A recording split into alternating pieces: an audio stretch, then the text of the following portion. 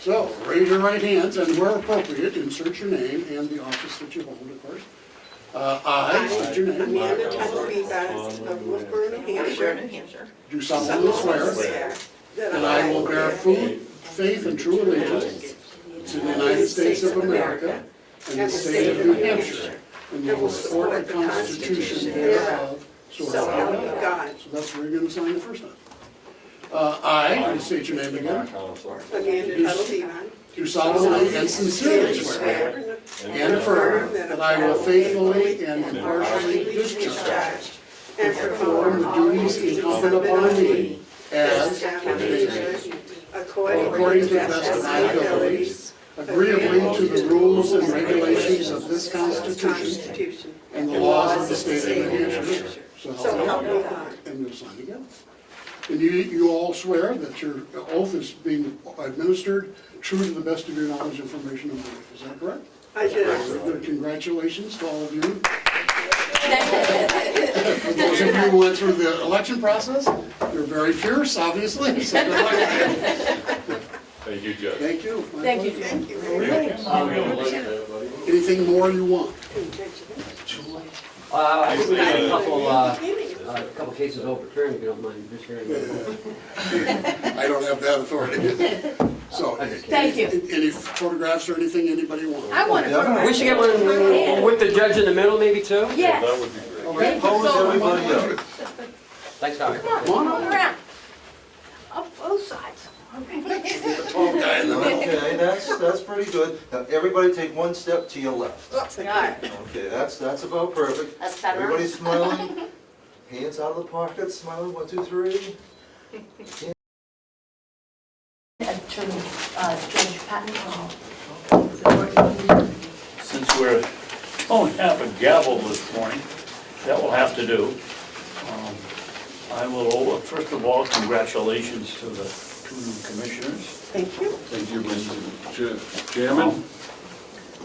First thing we'll do is salute the flag, pledge allegiance. I Pledge allegiance to the flag of the United States of America and to the republic for which it stands, one nation, under God, indivisible, with liberty and justice for all.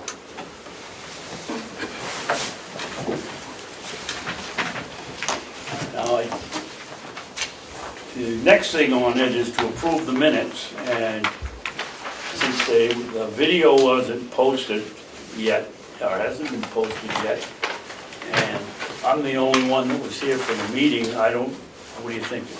You want to vote or not vote? Commissioner Hounsel? I was thinking on this, Commissioner, and I believe that it would be appropriate if the motion was to approve and if Commissioner Bevard and myself voted present, that the vote would pass with your affirmative vote. Because by voting present, we would be indicating that there was a quorum present. And that you read them. Right.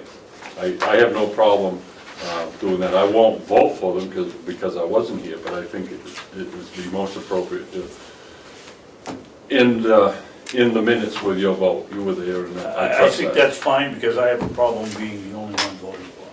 But if we vote present, then Then you're So we showing don't your very. abstain, we just vote. we should vote present.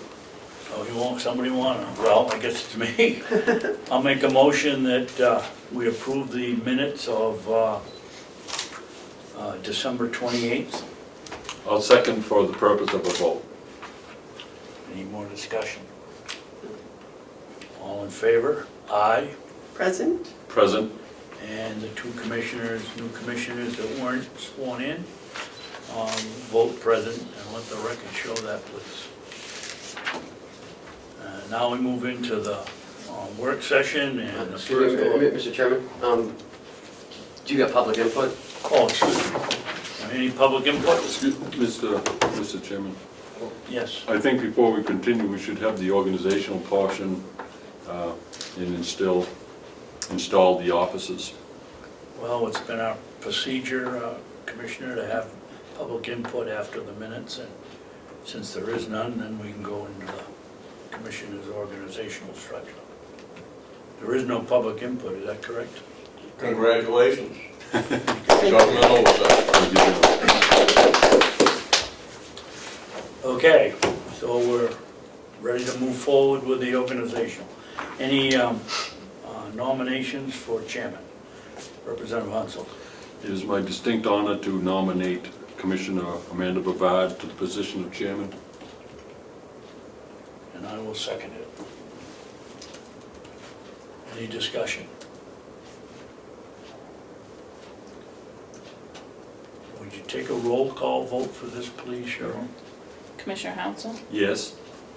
Commissioner Babson, Yes. Commissioner Bevard. Yes, thank you very much, gentlemen. Game over. You want my chair? No, I got mine lowered down. So.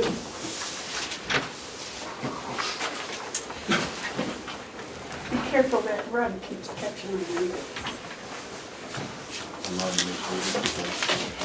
Okay, so I guess then we go to nominations for vice chairman. Yes, Commissioner Hounsel. I am honored to nominate Commissioner David Babson to the position of vice chairman.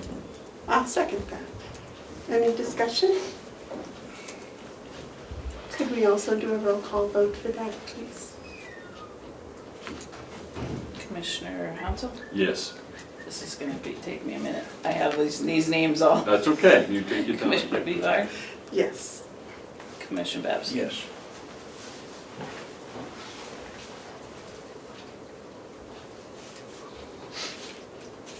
All right, the next would be the clerk, nominations for clerk. I would like to nominate Commissioner Hounsel for I'll- clerk. I'll second it. Any discussion? Would you do a roll call vote for that also? Commissioner Hounsel, Yes? Commissioner Bevard, Yes. Commissioner Babson. Yes. I would like to also suggest if we could add to the position of clerk parliamentarian, because I believe Mr. Hounsel has a great deal of background with that, and I'm not sure if that's something that What requires did a you want to add? parliamentarian. Okay. Do we need a motion on that? To add that? I would make a motion that we instill the office of parliamentarian, but we do that at the same time that we adopt Robert's rules as our rules of procedures. And I would like to, Any discussion here? Okay, so, you don't have a second. was that a motion to accept Robert's rules? To accept Robert's rules and to create the position of parliamentarian. And that's a motion? That's a motion that's hanging out without a second. Okay, I'll second that. Discussion? I would like to. Yes. One of the things that I'm very familiar with and appreciative is rules of procedures. There's no organization that can effectively run without not only having the rules, but adhering to the rules and procedures. They solve a lot of problems right off the bat because everyone knows the rules. And applying the rules is not that difficult. I have served as a parliamentarian in a number of occasions and feel that I'm prepared for it. The recent edition, 11th edition of Robert Rules, I spend a lot of time reading it, not to do any more than just to understand what they are. I also have this one that I would give to the chair so she would be able to follow along and run her own meetings, which is preferable that the chairman should run the meetings. But on occasions when things get complicated, it's good to be able to turn to rules. All rules, if they're any good, and Robert rules are, in my opinion, very good. if not the best available, will get us out of some difficult situations from time to time, if we should find it. But every rule book, including Robert's Rules, is meant to assist the body to find out, to accomplish what it is they want to do, without getting caught up with procedural difficulties. So that's why I believe that to go forward, to reduce the number of complaints, perhaps, of right-to-know request, or to channel those things, I think the combination of clerk, parliamentarian will serve us all very well. Comment, Dave? Yeah, I've been coming to these meetings, I think, fairly consistently for the last 10 years. And I have seen no situation where a parliamentary procedure has come in question.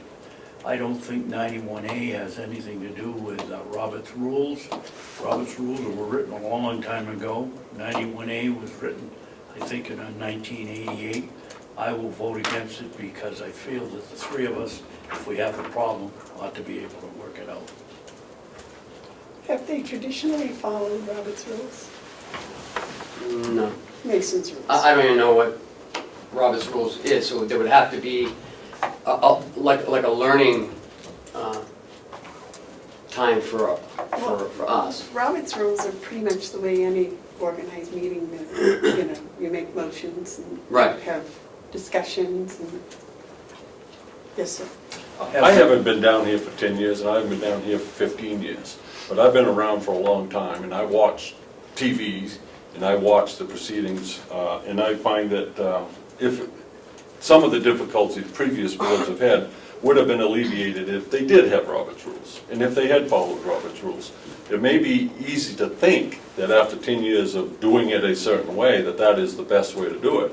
But, I haven't been here 10 years yet, and I want to start out making sure that I'm engaged in a process that is following a set of rules. If we don't have a set of rules, then that means we don't have a set of rules.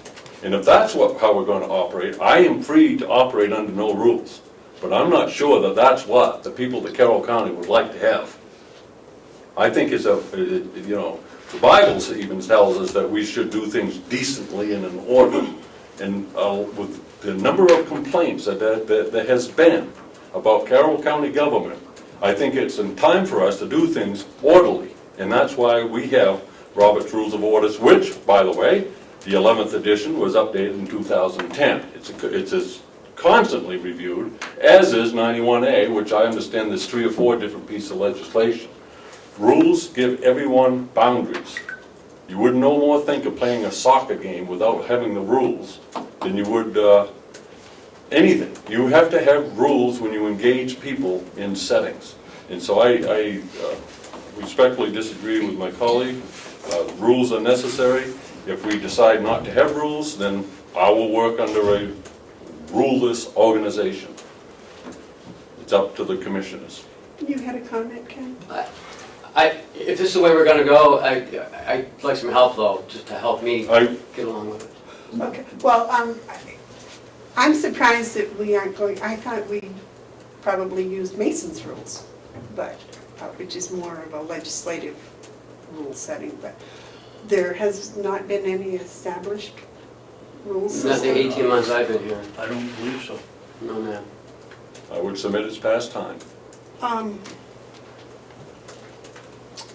Any other discussion? So I think we should bring it to a vote. I do think I should offer my opinion that I always had rules in my classroom.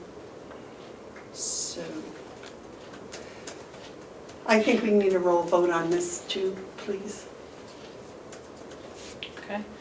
Commissioner Hounsel? Yes. Commissioner Bevard? Yes. Commissioner Babson? No. Madam Chairman? Yes. While Commissioner Hounsel mentioned 91A, this is what, the 4th. I think January 1, there were 2 or 3 new Rules. additions to 91A that we ought to be adhering to. I think one of them was votes have to be recorded in a non-public session, and we do that anyway. I don't know what the other two is. I did look, You went to a class, I believe, a few years Yeah. ago on 91A. Do they have updated classes? I'm sure they do. Because Mark has a question. I think it's, County Administrator Robichaud pointed this out, we need to have everyone brought up to speed with the rules. And, as Commissioner Babson points out, 91A. 91A is going to change it probably substantially over the next 2 years, because there are things that are wrong with it. And I think the county has experienced some of that. So I agree with Commissioner Babson, we need to stay on top of these laws that have taken effect on January 1st, but also keep an eye on what's being proposed by the general court. Well, that's what I was asking about, the class that they did attend, because I would like to attend the class if there's an updated class. That was put on by the Municipal Association. I'm sure that maybe Ken knows. Yes, ma'am. We invited the Municipal Association here last year, and I think we can probably do it again this year. It was well attended by all the selectmen's and other organizations in the county. So I will get with our HR director and probably set that up if we could. Okay, we don't need to vote on that, do we? No. All right. Madam Chairman? Yes. I don't think there was an official designation of who the parliamentarian would be. I think we created rules in the position, but we have not installed anyone as parliamentarian. And I think we need to do that to make it official. Okay.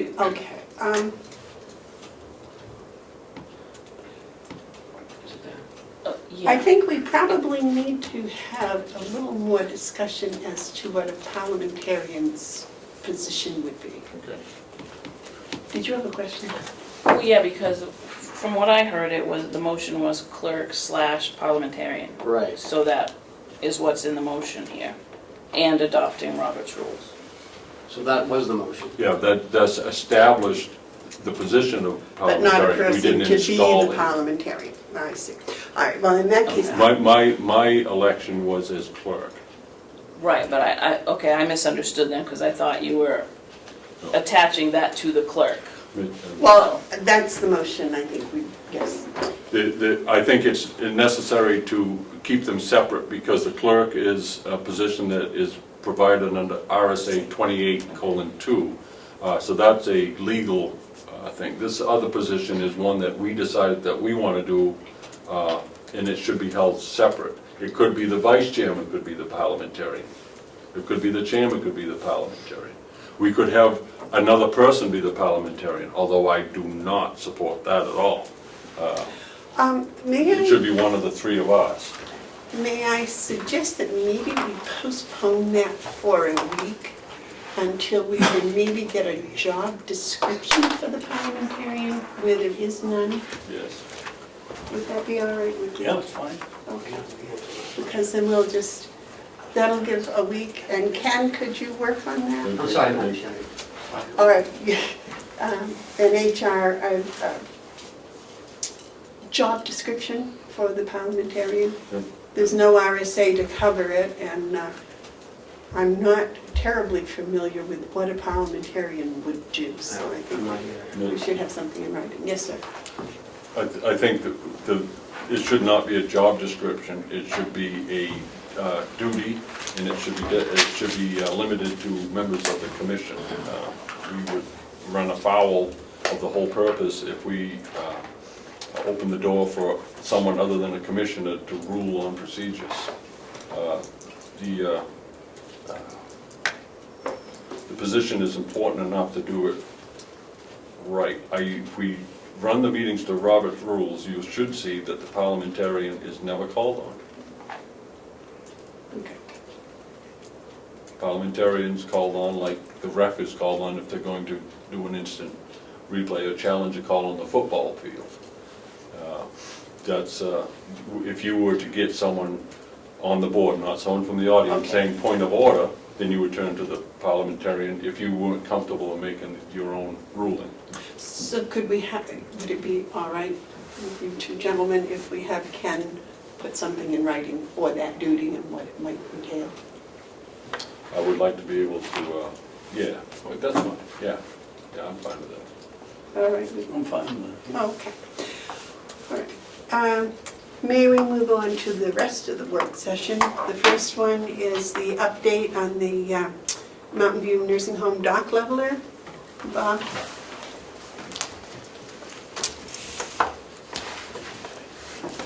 Good morning, Commissioners. Good morning. Morning. Board, Mr. Representative. Good morning.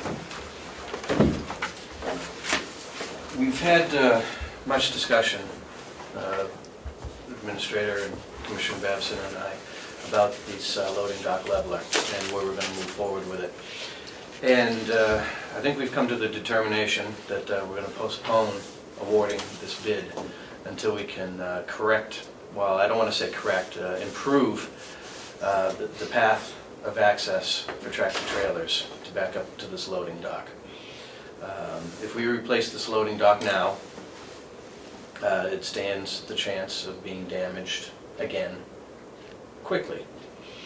Whereas if we extend the turnaround for the tractor trailers, it stands a better chance of surviving and making it easier for the trucks. So in the next year, we're going to put together a plan to correct this, improve it, and then possibly come back with a budget item next year to readdress it. Can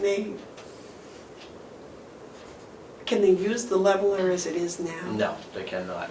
Is it necessary?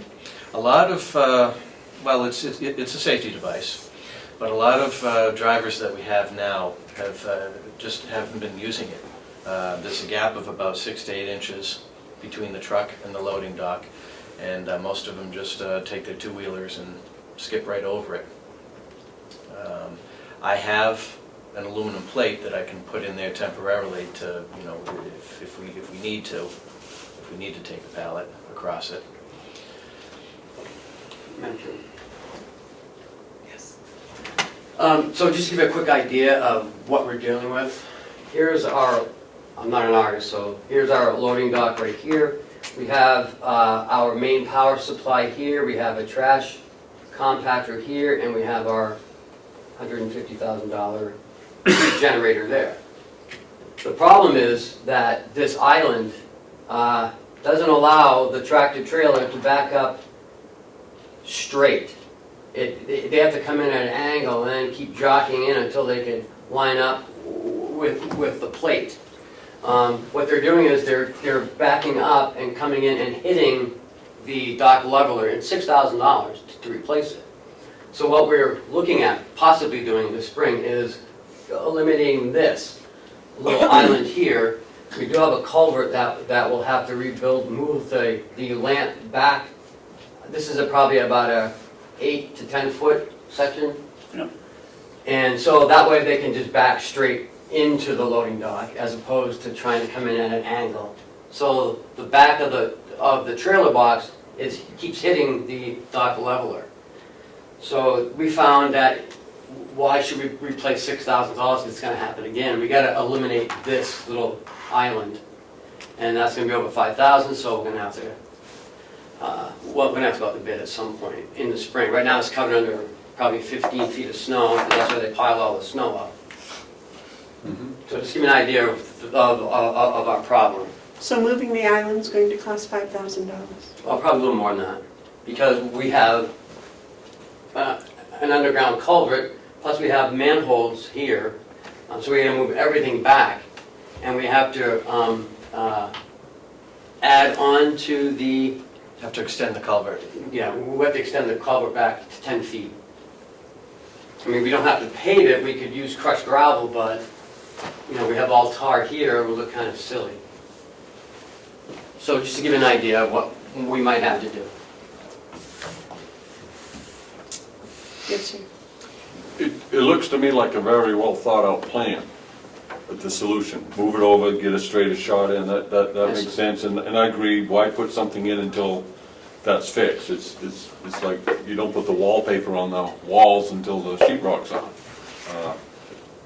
What I was wondering though is on the cost of doing this renovation work to the island, is that in a capital fund, or is that in the budget, or No, is that sir, just? I'm sorry, Yeah. it just came to light 2 weeks ago, when we looked at awarding the bid. Commissioner Babson said, well, is this gonna solve the problem? And when we said, well, let's relook at it again, he went down and said, no, this is wrong, we did not do it. I have a procedural question, Madam Chairman. Yes. Is there time, I know the delegation has the budget, is there time for us to present a budget cost so that we're not looking to take this project from other things? Should we be going out and getting some engineering done and put it in the budget that we want the delegation to approve? Because moving culverts, moving electrical, paving, all that, you're talking serious money. Yes, sir. I wouldn't want to rush into it. If we're going to postpone it, let's just postpone it for the year. Let us work on it for the year and represent Well, next budget. I have a problem with that. If we know that something needs to be done, I'm one to get it done. It doesn't sound like it would be that difficult. The budget is approved by what day? March 31st. I wouldn't think that it takes a lot of pre-engineering to come up with a budget number so that we can get approval, get this done. If we got safety issues, I don't want to sit a year. I wouldn't prefer sitting a year. How long has it been like this? Close to 4 years. Well, what it's been in the past is not what it is today. That's one thing. The other question is this something that we have to put out to bid? Oh, yeah. Yeah, anything over $5,000 we have to put out to bid. All right, so I think it's going to be probably a 3-month, which would put it past. No, I don't think it would be at all, if I might. And I'll take a look at it. I'd like to maybe wait until next week, but I'd like to see us get this thing done. I'm involved with the school district that put things off 4 years, built to 5 to 6 to 7, and then all of a sudden we have to come up with $2 million.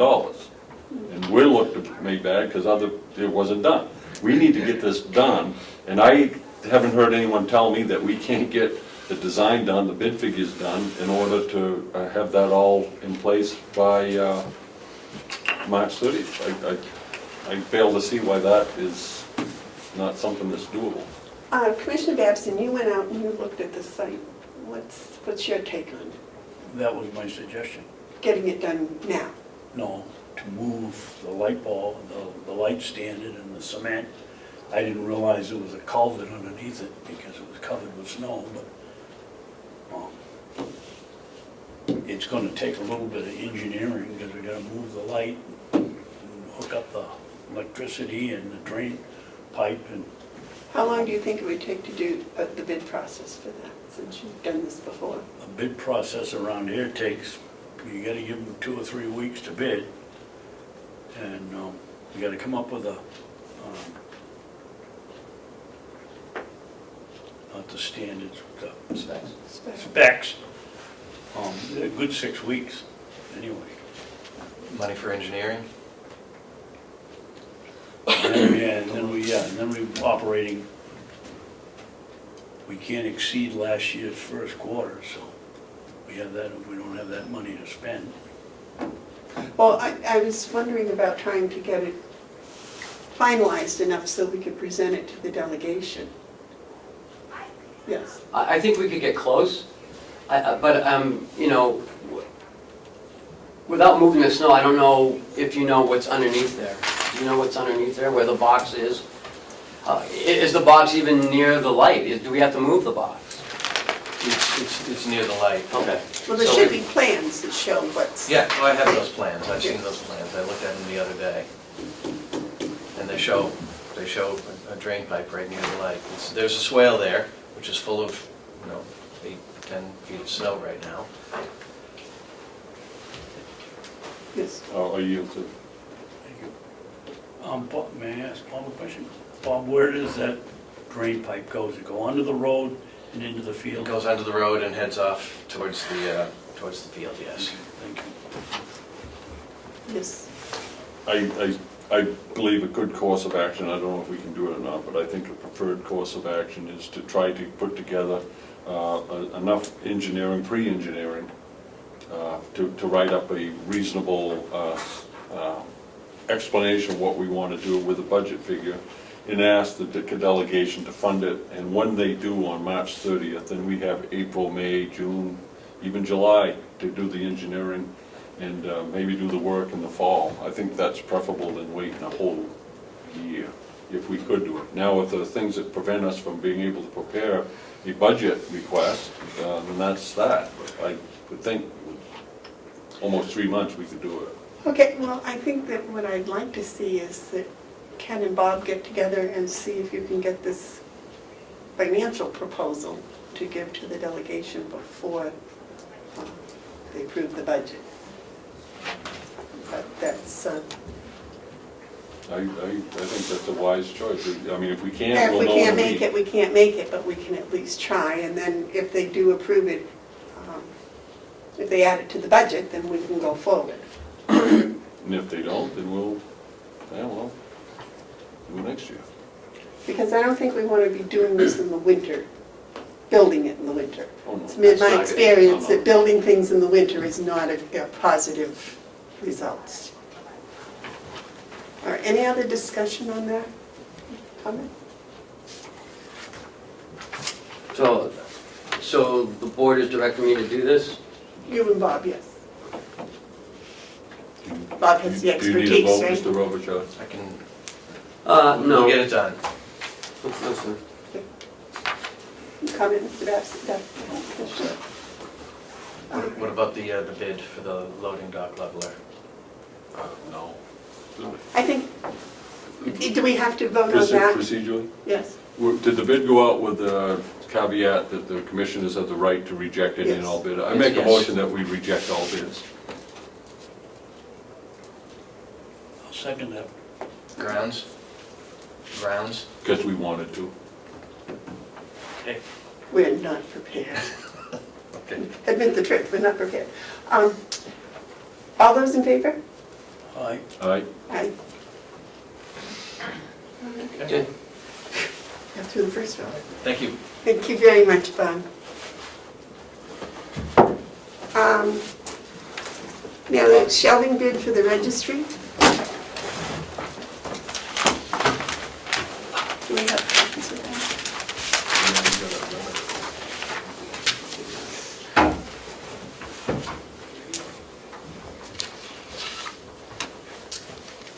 Congratulations, welcome aboard. Thank too. you very much. So you have in front of you a copy of the three bids that came in for the roller shelving. This is a item that gets put out to bid on a regular basis annually. It's the Larson metal roller shelving that is used to house the deeds at the Registry of Deeds office. And I make a recommendation that we purchase from County Record Services, which is the vendor that is the lowest bid, the vendor who supplied the shelving last year. Did the shelving that you got last year work well? Yes, it's, the whole vault is full of this Larson metal. It's the same manufacturer for years. And it works fine. I await a motion.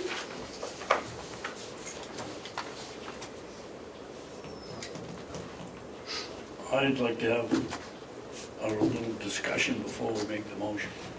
Or I'll make the motion that we purchase it from County Records Services for the sake of discussion. I'll second for the sake of discussion. Any comment? Yes. Lisa, is my memory holding up? Isn't this, when I looked at the shipping cost, is almost $900. But my recollection is when I asked the question last year or the year before that it isn't being shipped from Essex, Vermont, it's coming from somewhere in the Midwest. Can you remember that? I believe it's coming from New York State, the western part of New York State. But it isn't from, No, it's not from Vermont. For the Vermont Not from, vendor did not win the, oh, is co-file, and they did not submit the oh, I thought, lower bid. It's the second one. okay. This does ship directly from the manufacturer. And the manufacturer is in, Western Midwest. New York State. oh, New York. Yes. I believe that's the case. Do we have any idea how much these weigh? I can scooch them around. I can't I pick know them you up. don't want to drop them on your toes. You don't want to drop them. And they come, we order 6 units and they come 2 together. So they're double. They're hefty. Okay, and they take up a lot of space in the truck. They do. Okay, thank you. Was that the company you had in your motion? County records. County records. Yes, County Record Service was the one that had my motion, and they're the ones that want to give the bid to. Commissioner Hounsel? So I'm just gonna ask the question, I'm sure I could predict the answer, but the funds are in an account currently? Yes. Thank you. Any further discussion? Okay, the motion has been made and seconded that we buy it from County Record Services. I did have, Madam Chairman. Yes. Are we using encumbered money, or are we into 2017 budget now? Encumbered. I This is requested encumbered. Okay, does that say that here? I don't believe it says it. It was in 2016's budget. Okay. I did present this to be decided before the end of the year. It just didn't get dealt with. Yes, okay. And as long as we have a 2016 date on here, it can still be expended out of 2016 funds, which we still have. Okay. We still have money? Yes. This was in my budget. Okay, as I was saying, it's been voted, motion was made and seconded to buy the rolling shelving from County Record Services. All those in favor? Aye. Aye. Thank you.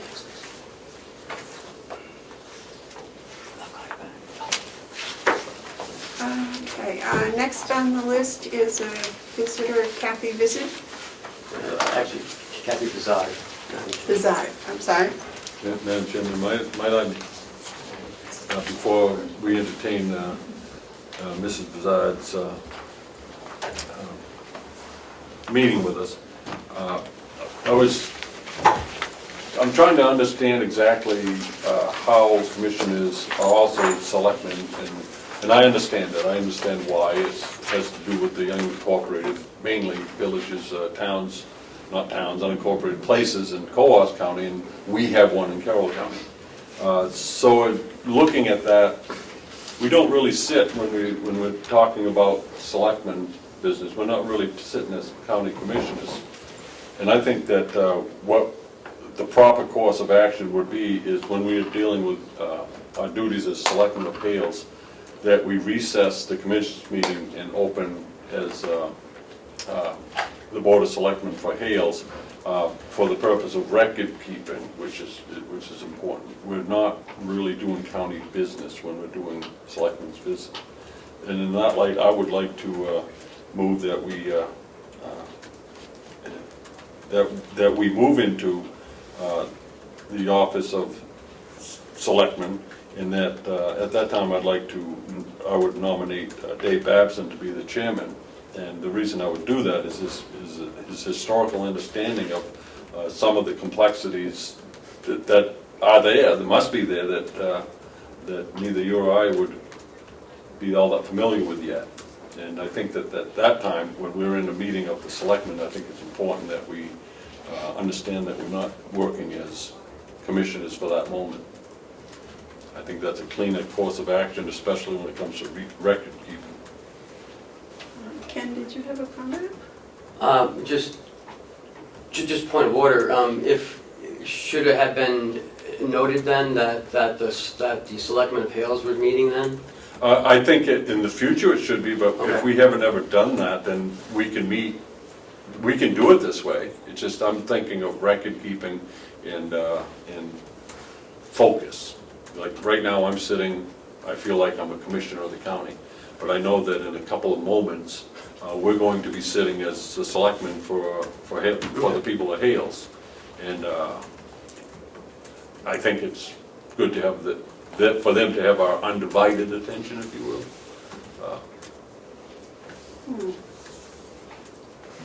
Commissioner Babson? I'd like to suggest we go to our legal counsel up in Comeau and ask them, because I think Commissioner Hounsel makes a good point. But I also think the RSA says we will act as selectmen, and that makes us still commissioners as far as I'm concerned. But it's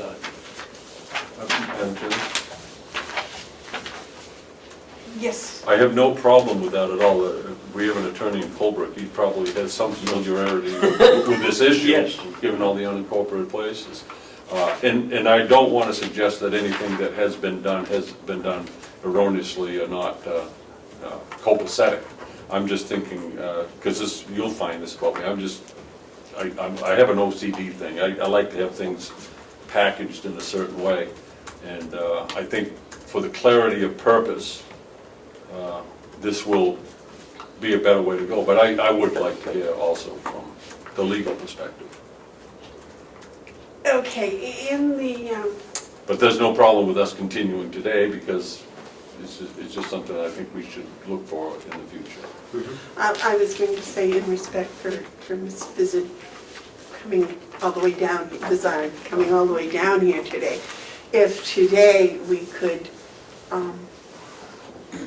deal with this, Yeah. refer it to the attorney, get some sort of a ruling on it, and then go An forward. opinion, not a ruling.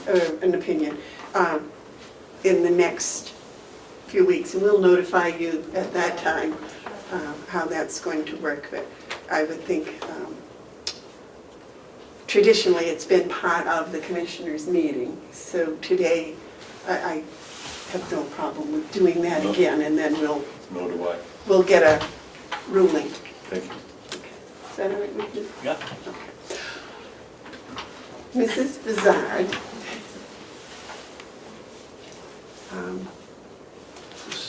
Madam Chairman, We apologize for being 10 minutes late. I'm sorry, I'm usually much better about keeping time.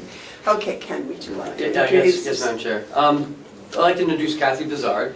Kathy's been with Hales for quite a few years. 2010. 2010. So she's going into her 7th year. She's the tax collector, but also does a few more other things up there as well. Administrator.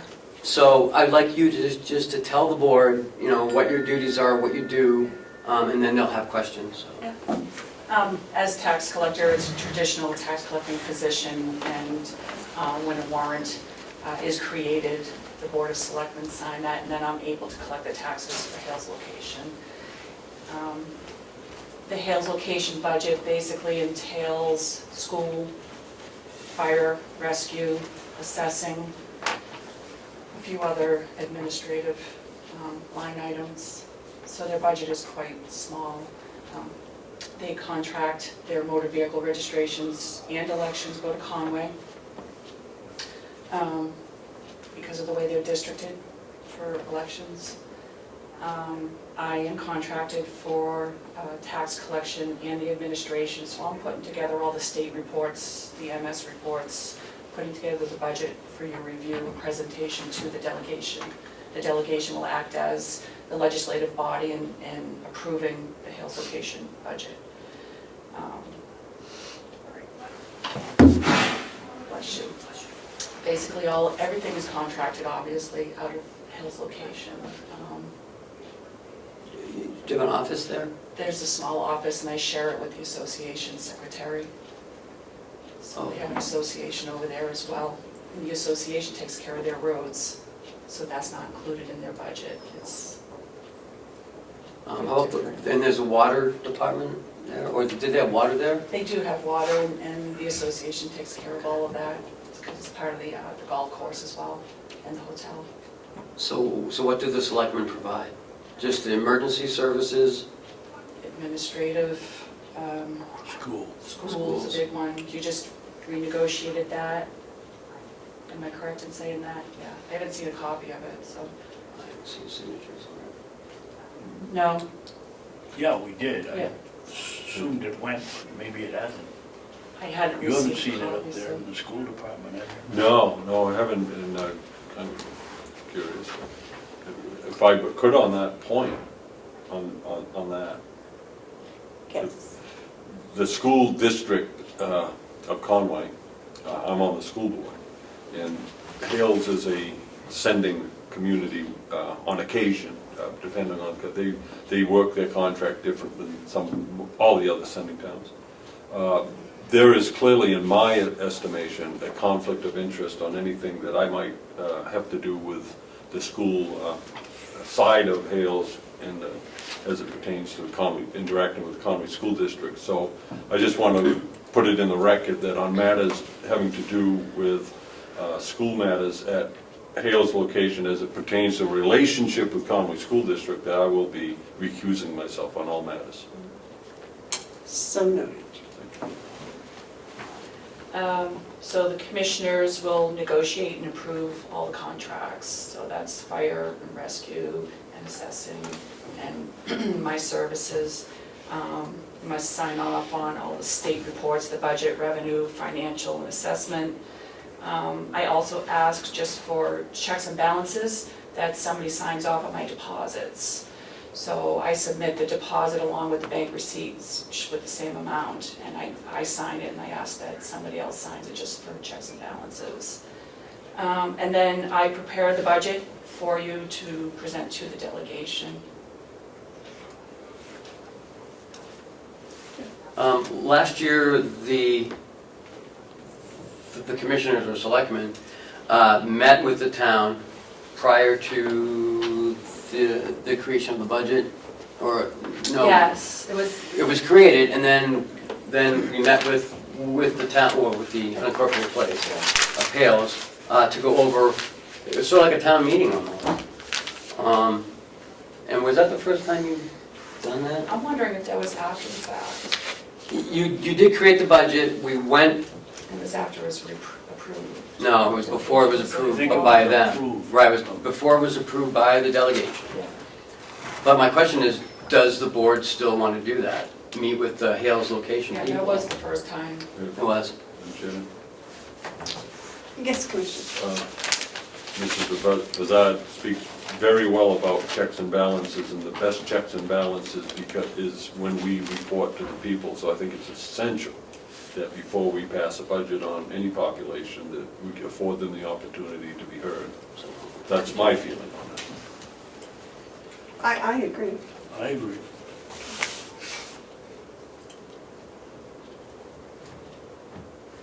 Anything else you want to add? Nothing comes to mind. I have a question. How often do you assess the community? They are out every year. However, the reassessment, reevaluation will happen once every 5 years, as recommended by the Department of Revenue. And that was just performed in 2015. Yes. I heard a couple of meetings ago I attended that the Hales was in arrearages on expected receipts from the Hales tax bills. Am I saying this right, that there's some tax money due? I just received the tax rate 2-3 weeks ago. So as soon as the warrant was signed, I sent out the bills. The money is just starting to come through. So basically, we get all the reports into the state in their tax rate setting portal, and then sit in line and wait for the Department of Revenue to contact us in order to set the rate. Well, I guess my question is to follow the money thing. When you get the tax receipts, you put them into, I put them right into the checking account for Hales. for Hales location. And then that's transferred to, Nope, you pay all Just the one. bills from there? yes. Okay, Including the county bill. including the Including county? the county Okay, yeah, is Hales in arrearage with the county? No. Okay, that's all I needed to No. know. It was not on time, but I didn't have a tax rate. Okay, So basically, when I'm receiving the tax bill from the county, that number represents the amount of taxes I'm collecting on behalf of the county. okay. So if I don't have the tax rate, then I don't have the taxes collected. Yes, Kath, why, this is the second year in a row that we've been late at Hale's location in getting the bill out. When did you get the tax rate from you're the only one of all 18 towns that said that we're late, or you got it late? I have to wait for You have to our wait for the advisor to state. call. I have to wait for her to call to say, okay, let's set the rate. Do you have any idea when she called?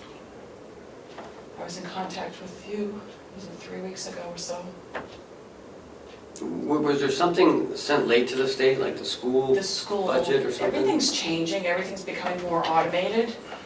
And so when I started out, all I had to send down was an Excel sheet of the budget and the minutes approving it, and that was it. And now they want everything just like a town does. So I'm not super familiar with the school side of reports and such. So I hadn't submitted the revenue for the school, which is a wash. It comes in and it's going right back out for the budget for the school. So those two reports, even though it only has one line item, still had to be approved and uploaded to the portal before she could set the rate. I believe there was a question about, did you have enough money in the checking account when you got the bill from the county to pay the county? Well, I also had the fire bill to pay, and that was for services rendered for 2016. So it was, if I paid for services already rendered, then no, there wasn't enough in there for the county. That was a question I think that was brought up. Yes. In 2004, I was on the County Board of Selectmen and the school board at the same time, and I became very aware, and it hasn't improved much at all. In fact, in many ways, it's worse. The problems that administrators have with cash flow from tax receipts. The relationship, for example, between the finance director of the County School District and the finance director of the town is very tight. They were always talking about, what do you need for this, and where's the money coming? They try to avoid things like TANs in order to keep things going. So cash flow management for municipalities and school districts it really should be looked at, because schools and Conway's guilty as anything if they don't get their the numbers out soon enough. And just this last month, I heard complaints from the town of Conway. They want to set their rates, they want to prepare the budgets, but they're waiting on the school. I'm not sure if that's a problem across the state, but I understand that, when we're looking for money, we go to the person with the checkbook. It's not always their fault that they don't have enough money, because bills come as they come, and money doesn't always come in order, so. Yes. So, just to make it clear to the board that when Kathy makes out a check, she sends it down here once a month, and you sign the check, so you see what's being paid. You see the deposits at the same time. You see what comes in. So she doesn't sign any checks, that's you sign the checks, and then we send it back up to her. Can I ask a question, please? We sign the check, does the treasurer also sign the check, just as? Just a sign. Okay, thank you. Do you have any questions you'd like to ask of us? I don't think so. I do have a few items for Hales. A new ambulance contract was negotiated. It's downstairs. It's downstairs signed, and Ken had asked me to prepare a check for them for 2017. Also, I went to the bank and received new signature cards for the new board, and they asked me to create a letter on Hale's location letterhead stating the new officers, and I asked that I could be included on it, because they won't discuss anything banking with me unless I'm on the account. So I also have the assessing contract, if you'd like to just take time to review and sign that, that's not necessary to have it in today. But the check for the ambulance. Excuse me, on the assessing contract, you said they just did it in 15? They did a statistical update in 2015. So they're Okay. comparing sales in the area to the assessed values in Hale's location, and they update accordingly. Okay, so it's an ongoing process? So it's not like a 10-year wait and then there's a huge fluctuation. The DRA recommends every 5 years to do a statistical update, just so the values don't get too far off. But if you do it every 5 years and did it in 15, why? You still have pickups, people are building. Okay. There's Okay, not too much this current isn't usage. It's an annual. This isn't reassessment, this is assessment. Assessment. Okay, thank you. Every year. Could you leave that with Ken and we'll peruse that and make a decision? How soon do you need a decision on that assessment? If you want to take it and look it over for, until next week, that's fine. What they do is, once it's signed, they send it down to the Department of Revenue, and they give their okay on it as well. And if they make any recommendations, then it's up to you to insist that the assessor changes that in their contract. I also have a few deposits, we have the tax rate, so money's starting to flow. Very nice, yes. Kath, I'm still a little bit boggled by this tax situation. Yeah. 3 years ago, this board took an awful lot of heat because we didn't get the rate into the state.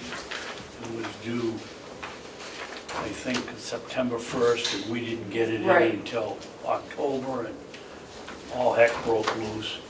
And we made a promise that we'd have it there in plenty of time Right? from now on. Last year it was, I think, May.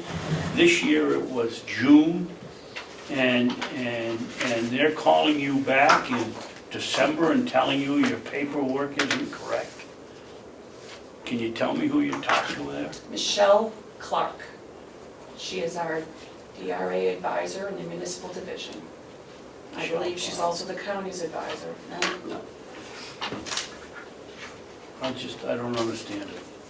I mean, they had plenty of time. I would have thought in 6 months, Well, they could have basically, looked out your paperwork. everybody's reports go in, and then she'll just start calling towns to set the rate. And Hale's location just happened to be down here. 6 months? And because, well, we have September 1 too. That's when the assessment report has to be in. And the revenue report. And we had them in So on that was in on time. Okay. But basically, because Hale's is small and relatively easy to set, she's not constantly looking at Hale's location where, oh, your MS-24 is not in. The MS-25 was in, that's the financial report, and that's all the school stuff. Okay, So it thank just you. took an extra week or so after she called me to get everything signed. It has to be signed and uploaded to the portal, otherwise it can't be set. So it's a learning experience. Sure is. So, Yes. Mr. Babson points out to something, and Mrs. Bevard points out to something as well. It sounds like workload of the DRA is such that they take the easy ones and save them for last. Yeah, I'd almost think they'd be better off to do those first so they can concentrate on Manchester, but apparently they concentrate on Manchester, saving us for last. I don't know, Yes, but I think we need to squeak a little bit to get DRA to get on the ball a little and bit. there's 4 of them that do the state, the Yeah, whole that's state. tremendous workload, but they Yes, still need to yes. they gotta do better. Yes. Yes, but it's not our job to be CEO for the DRA. No, but it's my job to make sure that they know that I'm not happy with their performance. There you go. I also am going to leave you with a copy of my contract that needs to be renewed, and I've enclosed my job description too. Does it also have your hours that you work? Yes. So I will leave all of that for you. Any other questions for him? Thank you for coming down. Welcome. I'd like to have you set up a selectman meeting.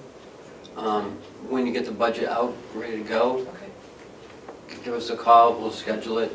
Well, you schedule it with them up there like you did last year, and you can go. Where do you meet up there? At the hotel. Yeah, that'll be nice.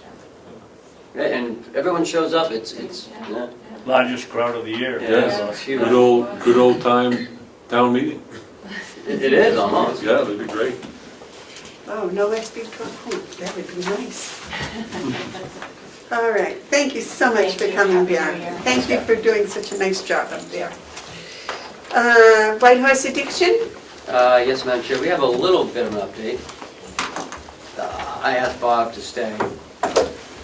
They are entertaining an investor next Tuesday, the 10th. And they are gonna come and walk the investor through the annex. They came 2 weeks ago and did a total analysis of the place. They had contractors with them. So what you fill in with? Yeah, a couple weeks ago, they had their engineer, architect, general contractor, and a hazardous waste abatement contractor, and as well as Mitch and Sue. Walking through the building and just explaining what they wanted to do to the engineer, the architect, and they were communicating back and forth with the contractor, and lots of notes were taken, lots of sketches were being drawn, and everybody had an upbeat, positive attitude. I did have a email from Sue Thistle yesterday. Apparently the abatement contractor has to run a testing on some of the material, and the cost is $1,800.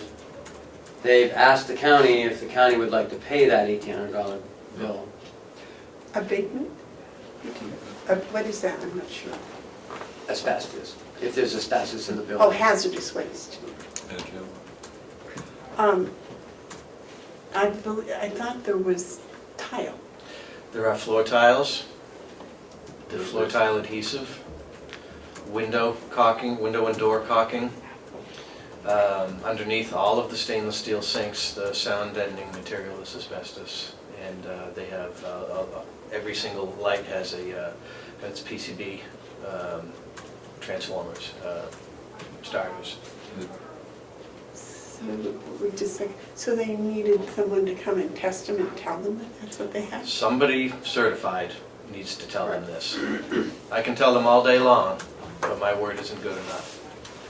It needs to be somebody who is licensed to do this. I wonder if part of that would be the cost of having it removed. Well, I don't think they have to remove it, they have to seal it. They have to encase it of some sort.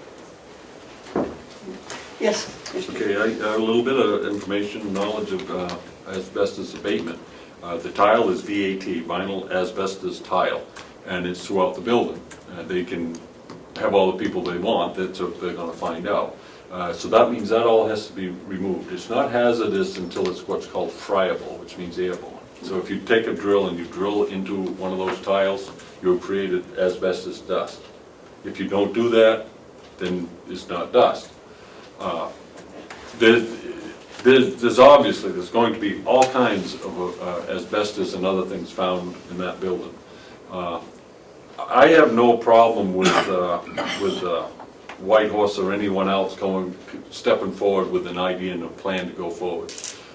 But I want to know who they are. I want to know who their architect is. I want to know who their contractors is. I want to know who we're doing business with. And quite frankly, I'm not prepared to spend a penny on doing the study that they need to do in order to put forward their proposal. If they need $1,800 to do the abatement, and yet they are asking us to do it, that raises a red flag with me that they're not really financially prepared to go forward with this project if they're looking for our support for something that they need to study. I'm not for that at all. My response to them was, I don't think so. As Commissioner Babson has said over the weeks we've been doing this. So I said that I would ask because they've asked. And so I'm bringing it to you. Ask them if they really want a formal answer. I believe that the delegation has made it very clear there's no money to be spent. Well, Madam Chairman, I just wanted to, Ken sort of left it off. I've been telling him for the last 2 weeks that the delegation made it very clear that they don't want to spend any money, taxpayers' money, to fix that up. That was, and I figure we're just going around in a circle until we find out whether the delegation wants to give them a lower rate for a lease for 5 years, or however they want to work it, because we don't want to go through this exercise again and find out that they're not, the delegation won't give us the approval. And as it stands now, they have clearly said that they will not spend any taxpayer money to fix the building up for anybody think that wants that- to lease it. I think the message that the commissioners gave Whitehorse was, if you want it done, you pay for it. Way back at the beginning, wasn't it? And then possibly, if they did in fact rent, then there might be some discussion about lease lowering or Right. something like that. But Capital investment. But I think from the very beginning, they were told that if they were going to spend money, it would have to be their money. Yes, sir. I'd like to make a motion that, if I could be recognized for that purpose, the commissioners will take the position that we'll spend no money on engineering study or walkthroughs for any potential use of the old nursing home, is that the correct way to use it? Until such time as the county delegation provides funding for such purpose. I'll second that. The thing, if I could speak to that. Yes. I think it's very important that we clearly state that we are interested in the success of a lot of things, and this might become one of them. We need to know more about it. I need to know more about it. So this isn't meant to stop them from moving forward. It's meant to send a clear message that on this issue, the delegation and the commissioners are in agreement that we are not going to spend any funds for this. And I think it's very important that we not only put this out to this potential, but any other potential who might come along thinking they like to use the facilities for some reason. We're not putting money into studying it. That's the purpose of the resolution. Unless the delegation says to, then they can raise the money, and we'll do accordingly.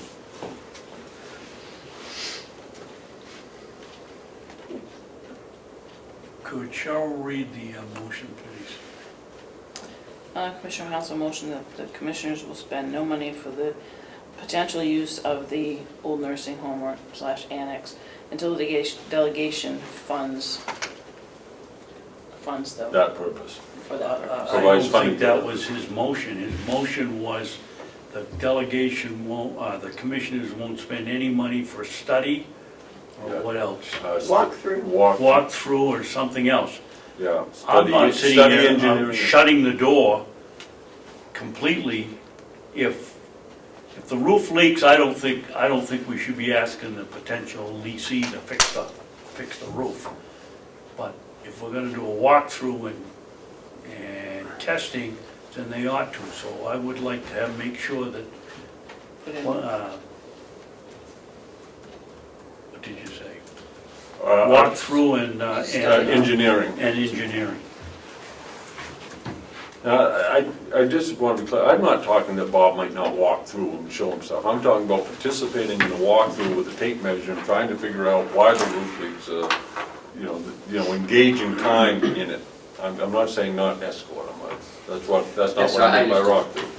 I believe the things that you stated are all things that if a really interested party, they would do it, they would be willing to do that, to see. Yeah, and I'm kind of amazed that anyone would ask us to do it when we've made it clear. It's an indication that maybe they need to get themselves organized a little more before they come to us. Any more discussion? All those in favor of the motion signify by saying aye. Aye? Aye. Thank you. Thank you very much, Ron. Now you can go shovel snow. Hopefully it's all melted. Okay, we're 10 minutes late. Open for the TAN's bids. I'm Did waiting the for our- TAN's bids come and is? Yes, ma'am, they did. I'm waiting for our finance director. It's supposed to be up here at 10 o'clock. Is our new treasurer also coming? At 11:30, because there was a 2-hour delay for schools today. May I request a recess so I can use this? Yes, let's take a 5-minute recess. Thank you. I'll take a check.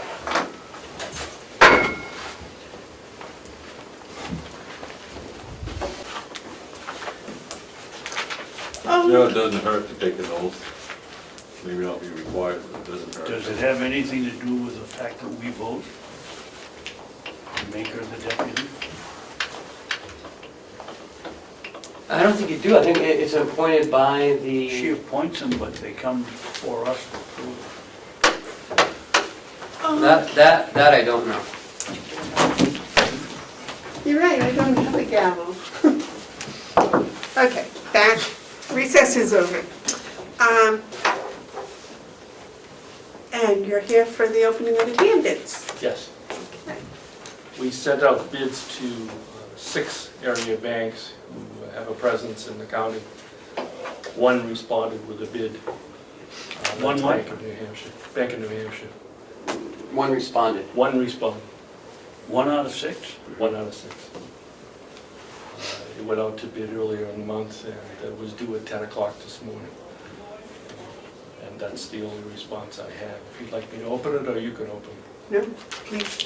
No, excuse me, point of Do order. you, Point of order. yes, I think a bid should be opened at the commissioner's table. I know it sounds picky, but I prefer having you open that.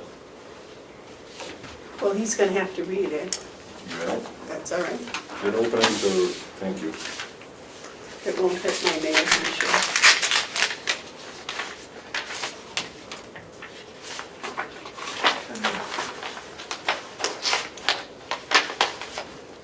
What did you ask for in the bid? Money. An interest rate, For, the 10, for 2017. as a line of credit or? No. As a 10.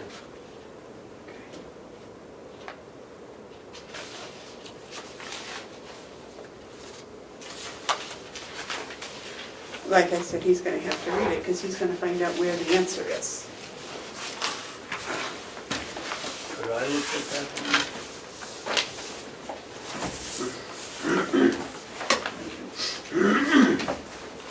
What do you think? So you did not ask for either a line of credit or a loan? It was their choice. They can respond as they wish. I asked for a 10 interest rate. Is it different for a line of credit than it is for a loan? Not in my knowledge. It could be as far as the bank is concerned, but as far as I was concerned, no, it's the same thing. Yes. The interest rate is 1.5%. Huh, That's good. that is good. That is good, Yes, especially if you don't spend a lot of it. that's correct. Interesting. So if we do a line of credit, we don't pay for it until we use it, is that correct? Yes. Yes.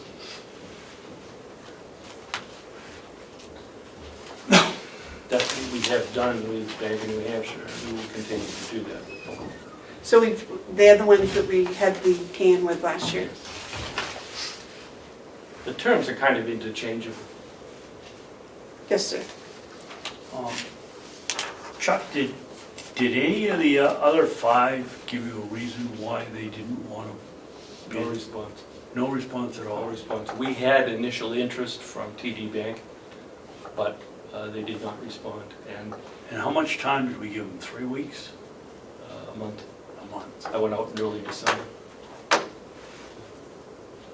You're still overcoming the reputation that got dumped on us last year, so. I understand that, but you'd think of a business institution when they've asked to bid, and we didn't put it in the paper and say, come bid, we sent them out Yes. a specification. I would think that they'll just pure courtesy, they'd say, we're not interested in bidding it, or Yeah, I expected more interest, but we didn't get it.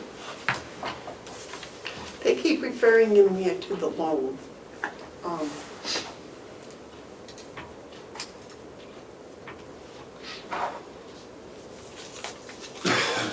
I prefer a line of credit approach, personally. Where this says it. And that's what we've used before with Bank of New Hampshire, so I'm sure that that's it. It's Do you think we $50,000 increments? Am I reading this right? I don't know, I haven't read it yet. Okay, yeah, okay, well, I'll give that back to you. I think what we need to do is have staff review this and come back with a recommendation to us, unless we need an action right now. We just opened it. I think a week's time. We'll bring it back next month. But Now, I'm wondering if we should also do a second request for bids? Madam Chairman? Do you have an opinion on that? Okay. as far as I'm concerned, I'd accept it today. We sent out 6 bids, and 1 came back. It's a reasonable rate, but we don't have to do it today, so let's wait. Well, if you want to make the motion, yes, sir. I'm just, again, it's procedural stuff for me. We opened it, we're looking at it, we're talking about it. We should probably give staff time to make a recommendation, unless there's a hurry. From what I'm hearing, it looks like a good proposal, good rate, and, yeah, I'm ready to accept it. I'm more a procedural guy than probably you're used to, but I would like to have staff have the opportunity to look at it. I appreciated that the commissioners opened it, and we took the first look at it. Now I would ask that we send it to staff for them to develop a recommendation. Is there a time limit on how long before we have to accept it? 30 days. Is that a motion, sir? If you need it to be a motion, I would ask that I would move that we give this bid proposal to staff for them to develop a recommendation for our next meeting. Do I hear a second? I'll second it. I don't think it's necessary. I think Commissioner Haunsel's right. We just give it to the staff and let them look it over. I don't think we need a motion, but if you want to I do don't it, either. I'll withdraw my motion. Just as long as we That's what we're get their gonna do. opinion. So we're all in agreement, so.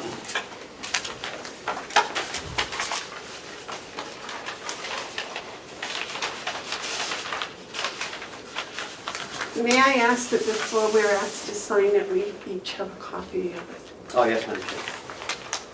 Maybe 24, 48 hours ahead of time. Okay, next. The yellow folder. Would you explain to us what the yellow folder is, please? Yes, Madam Chair. The yellow folder is items that need the commissioner's signatures.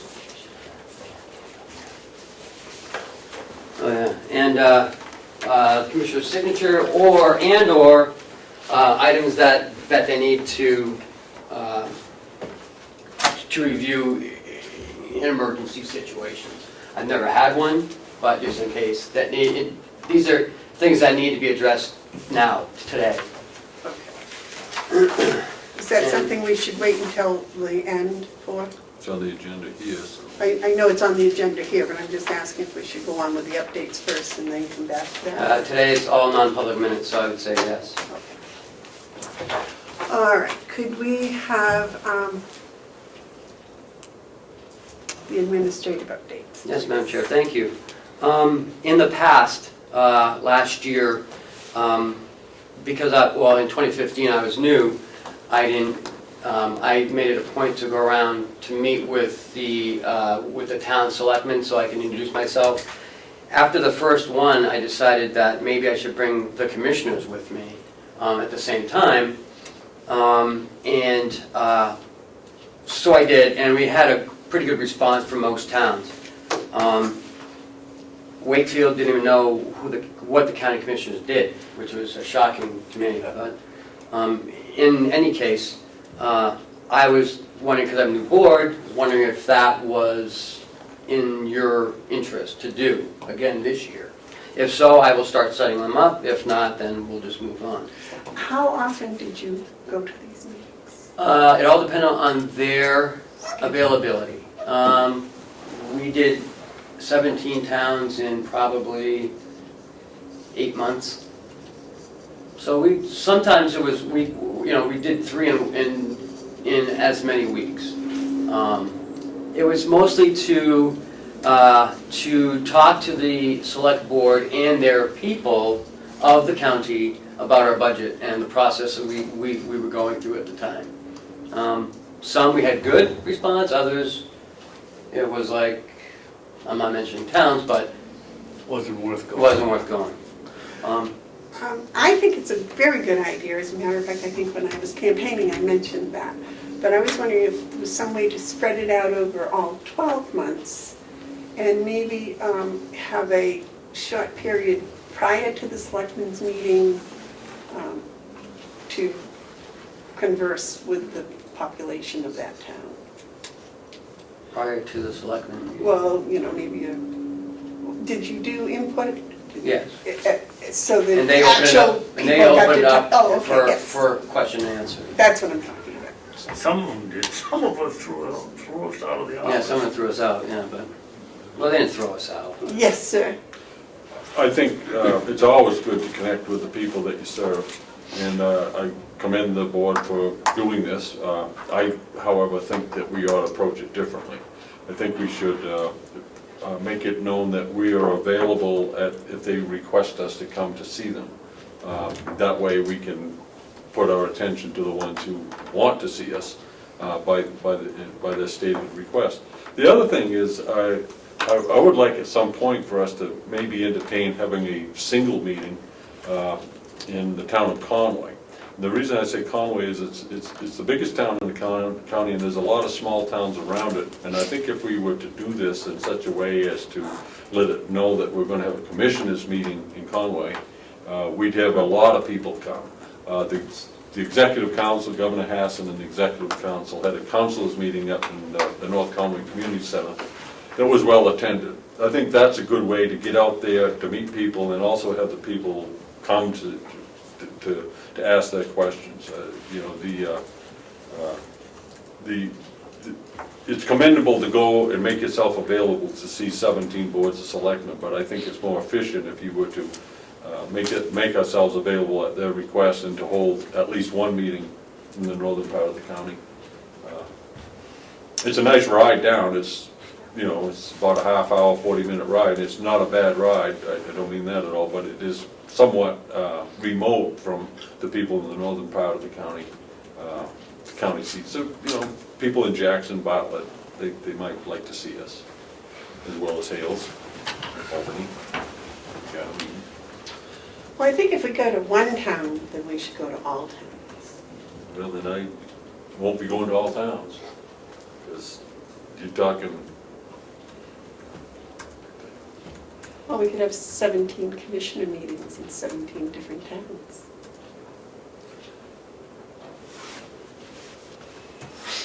Do you have a comment, Mr. Babson? No, for the people, for the towns that gave us the time, it was very worthwhile. There were several that didn't give us the time.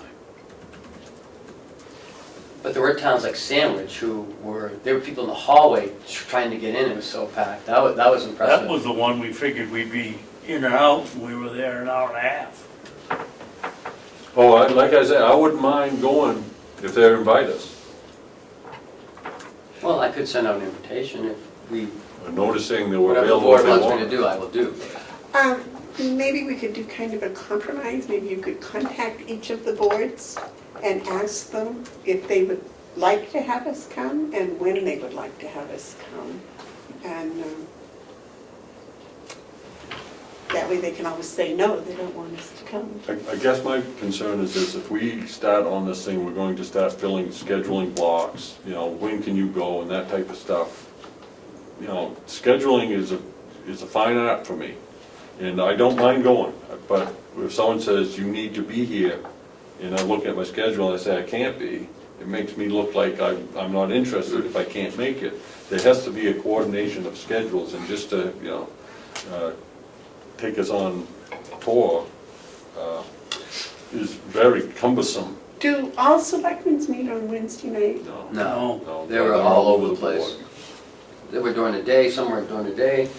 Conway's Tufton Borough four. is at 3 o'clock on Wednesdays, and Wakefield's on Monday nights or Tuesday nights or something. Selectmen's meeting for the town of Conway is not a good time. It's at 4 o'clock. They meet at 4, they have every week they have a loaded agenda. The boys are busy, the women too, I mean, they're all busy.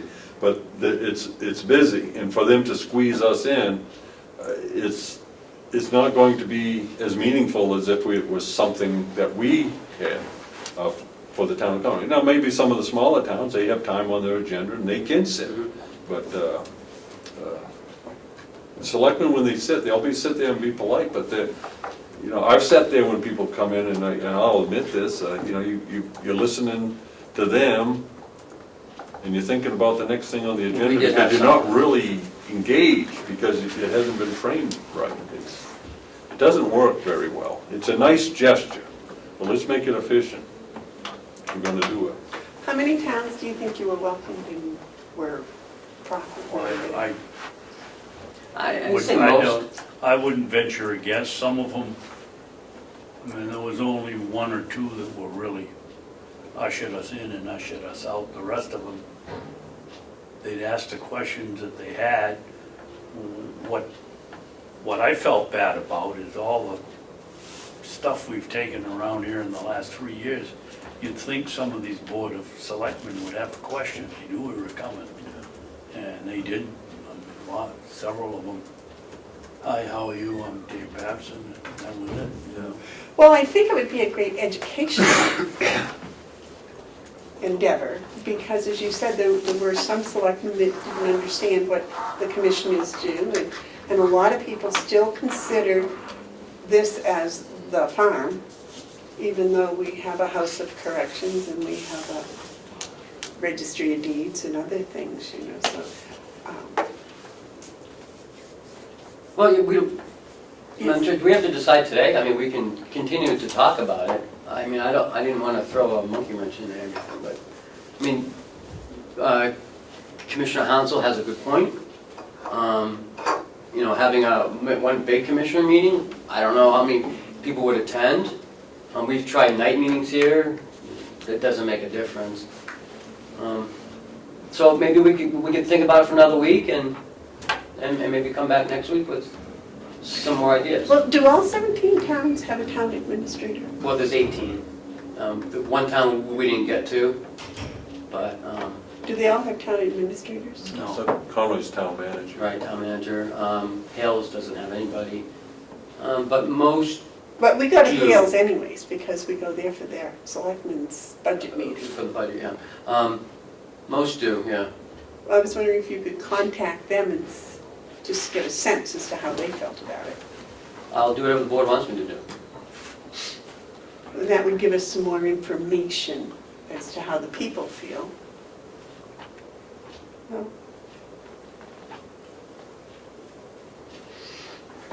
Well, Might I suggest that you take your idea and call a couple to start with? You know, I know that sometimes when I go fishing, I like to fish. I'll cast a couple times where I hope they are. If they're not there, I'll go cast someplace else.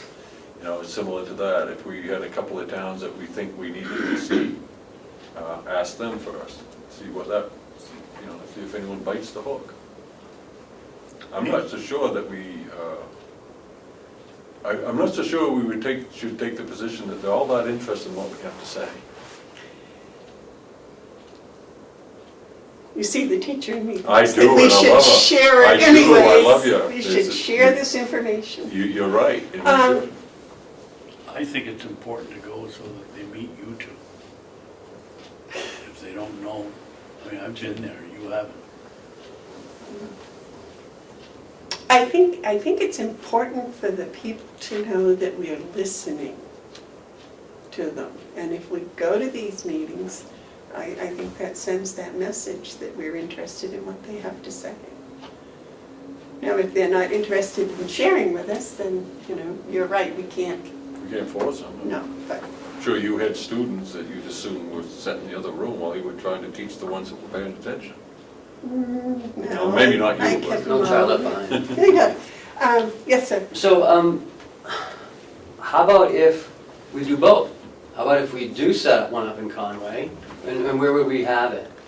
I don't know, first of all, you gotta figure out if you want it, there's all kinds of places that I'm sure that would be all wonderful accommodations available. Okay. Maybe the Gibson Center, I know that I've talked with people there, and they're kind of looking forward to what the commission's gonna do in some of the areas that they're concerned.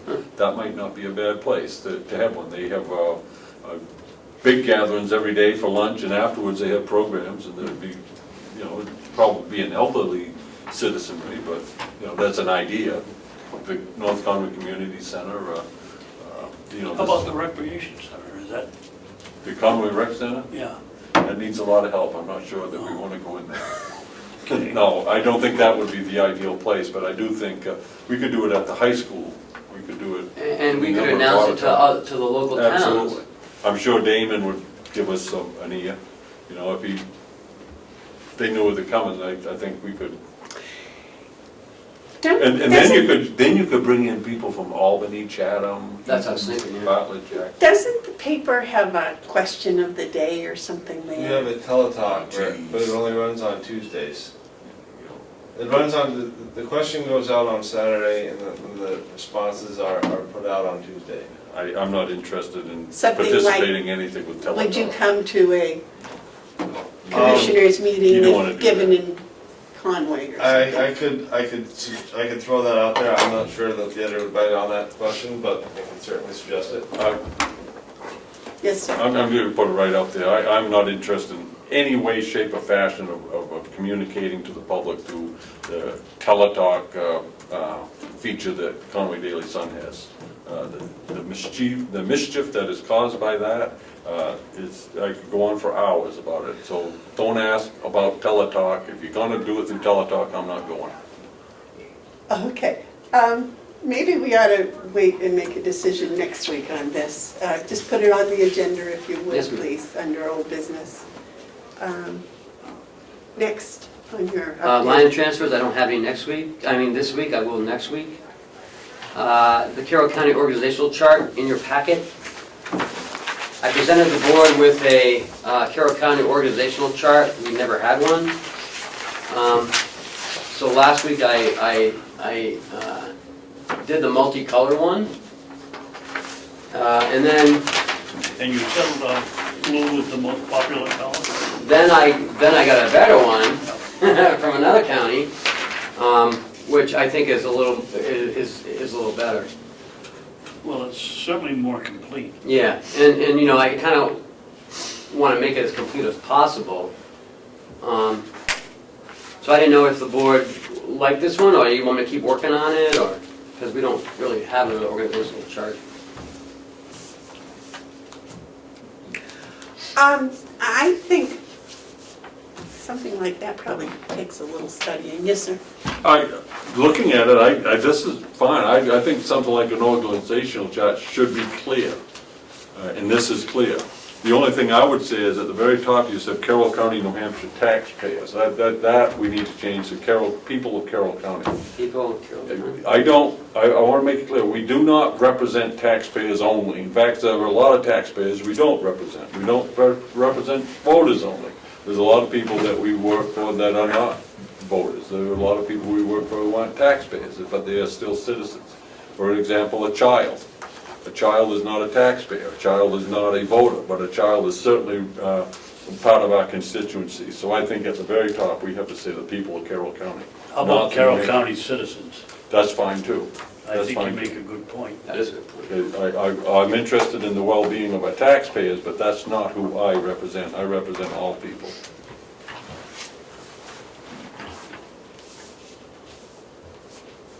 The rest of it, I think, is very clear, and I appreciate it, because even if we do another one that could improve on this, this is pretty good to start. Okay.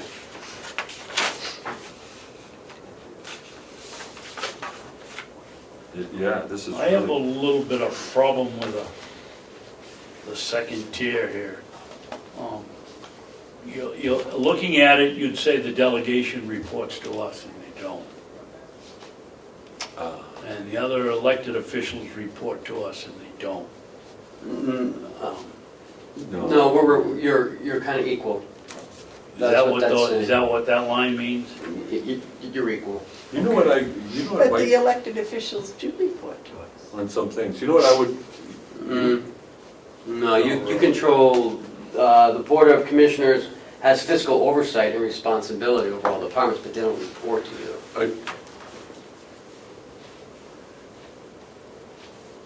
Wow, fiscal oversight is pretty strong. Yes, sir. I think it's okay. I agree with Commissioner Babson, though. It might make it look like they report, but I think because we're on the same tier, that suggests that we're equal, even though we have different roles. You could clarify that by putting an arrow sign pointing towards the delegation and then one pointing towards the board, which would suggest that we work together. But I think this does it anyways. I don't think any one of us will be able to convince anyone that we have oversight over the delegation, regardless of how we put it on paper. They're pretty jealous of their authority, and as well they should be. I think this is clear, especially as we go down to helping me understand who I should be talking to. Again, I view what we do as governing, not management, and we have a county administrator who's in charge of management. I like this because that's who I really only have to deal with. And that's pretty good, actually. I was wondering about a lot of this, who worked for who. And Ken, was there something that prompted you to do this? Yes. Would you like to share that? Okay. Representative Cordelli, out of his 25 questions he asked, that was one of them, and we don't have one. The county never had one. The nursing home has one, and the jail has one, but the commissioner's office never had one. At least I couldn't find it anywhere. So I created this one, and then I was talking to my counterpart in Sullivan County, and she shared this one with me, which I thought was really good. So I moved from this one to this one, because this spells it out more. Last week there was some questions of, should it spell out more? And that was one of Commissioner Babson's concerns last week. And this, I think, spells it out, is what I'm understanding from Commissioner Hounsel. He understands the hierarchy a little bit better. Now, you said the jail has one. Is that the one you put in here, the Department of Corrections? No, theirs is more broken out, because their administration might have, their secretary and, who the secretary reports to. So it had more legs. Yes, yep. Okay. So what I am doing, Madam Chair, though, is collecting those from those organizations and kind of combining it together. So That's what I was thinking, to have one on the wall someplace that had everything would be. I used to do computer programming. Oh, you did? I like this. I think it's fine, and I would think that would satisfy anyone's understanding. I mean, they may not agree with it, or they may think it should look different, but this pretty much is what it is, isn't it? Yes, sir. So what's, Any other You comments? gonna give credit to the woman up in Sullivan County? Or I just we did. put this down in your column as a good idea? Well, I was gonna give her credit, but yeah, I have to get her credit because she is retiring, so. Well, you give her credit once and then you take it for the rest of the time. I normally take Mr. Babson's ideas as my own. Well, great, thank you. All right, any other updates? No ma'am, that is it. Okay, commissioner updates. Yes, Oh, sir. I thought you were there. I just had here, and we've already checked it off, is we gotta find out what the new 91A regulations are. There's 3 or 4 of them that took effect this week, as I said before. All right, and you're gonna see about setting up a class, right? Yes, it'll probably be in the fall, but, because it, by the time they schedule everything. Other commissioner updates from the new commissioners? Yes. Yes, sir. I'm going to read these just because I want it to be clear. I've got 4 points that I want to read into the record and have everyone know where I'm coming from on these 4 points. The first one is regards to the county farm. At this stage, it is clear that the continuation of the current farm operation at Carroll County campus in Ossipee would not be a wise decision. I am hopeful the current committee led by Steve Knox of Albany will continue in assisting the commissioners as we work on determining the best use of the 900-acre property. I would like to believe that an educational style program that could help the inmates could be developed. If so, there may be a future use of the farm. The other thing I wanted to talk about is the issue of my intention to maintain an office in the northern part of the county, which you'll hear me refer to it as Pequawket. Some call it the Mount Washington Valley. I call it Pequawket. That's the old name, and several of us natives like to refer to it as Pequawket. So bear with me on that, if you would. When I decided to run for the office of County Commissioner, it was not to be sent to Ossipee, but to help bring Ossipee to Pequawket. In that vein, I'm announcing I'm seeking to establish office hours somewhere in northern Carroll County. The other thing I wanted to read is, I call it crime and punishment. I have a copy for you. It is imperative that the Office of County Attorney receive more focused support from both the commissioners and the delegation. We must insist on more resources in the appointment of judges who have a heightened awareness that tough sentences leads to fewer crimes. It seems as though the mollycoddling of guilty party by the judiciary provides incentive to some whose cavalier attitudes and lack of respect for other people and their property results in them creating more victims of injustice. When we seek justice, we must not forget that every felony is against society, and that justice for all means justice for us. I'm looking forward to working with the incoming county attorney to end the turnstile that spins prosecutors out of Ossipee seemingly faster than we can hire them. And my last thing has to do with a motion that I'll be making at the appropriate time regarding the county fund balance. Unfortunately, the previous board adopted a fund balance policy on December 28, 2016, in which I have some serious concerns. It is critical that the new board revisits this policy by reversing the decision of a week ago. We need a discussion on what happens when a government entity fails to return money to the taxpayers. And that's all I have, Madam Chairman. Do you have any updates? No, I don't.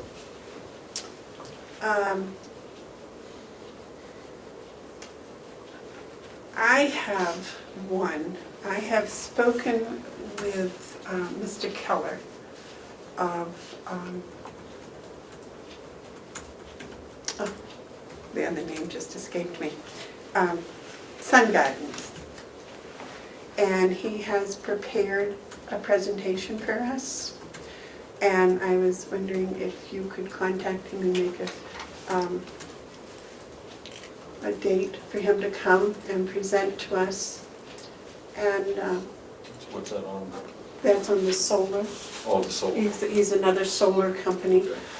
represents.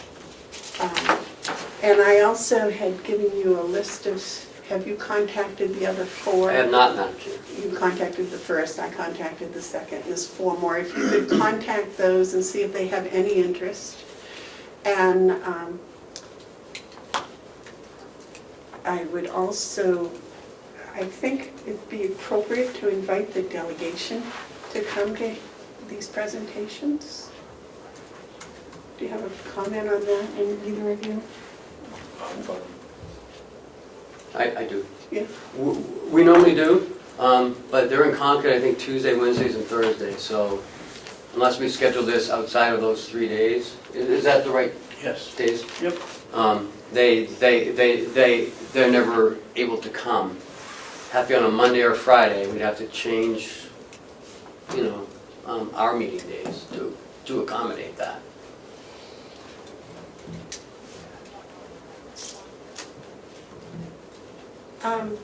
Unless we do it later in the season. When they get out of office, out of their June. And they are quite tied up when they're down there, then? Oh, yeah. And what happens is Monday and Friday turns out to be the day when they don't do it, so everybody plans everything on Monday or Friday. And so if they're not involved in government down there, they're involved in government up here somehow. Either making an appearance or whatever they're doing. Committees, whatever. But I think if we schedule it far enough in advance that they could, try to arrange that. Well, actually, they can watch it on the film. Okay. But if you schedule it and then we want to follow up, at least invite them. And then they can say, no, we're in session. And then if they see the film, we have a follow-up. We can give them that. Yes, sir. It's better to invite them and have them decide for themselves not to come than not to invite them and then stand in the Right, position that's- of being accused of not inviting them. That's what I just meant to say. Plus, we want them. Oh, absolutely. This is the type of, I don't want to do it twice. right.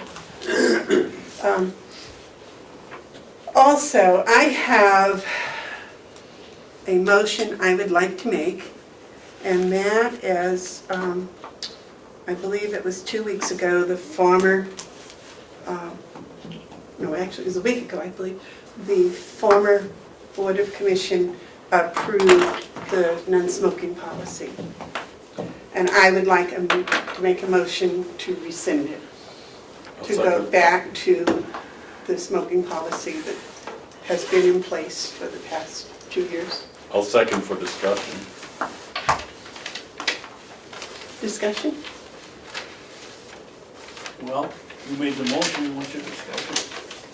My discussion is that we have a lot of valuable employees that smoke, and I think getting into their personals is just not correct.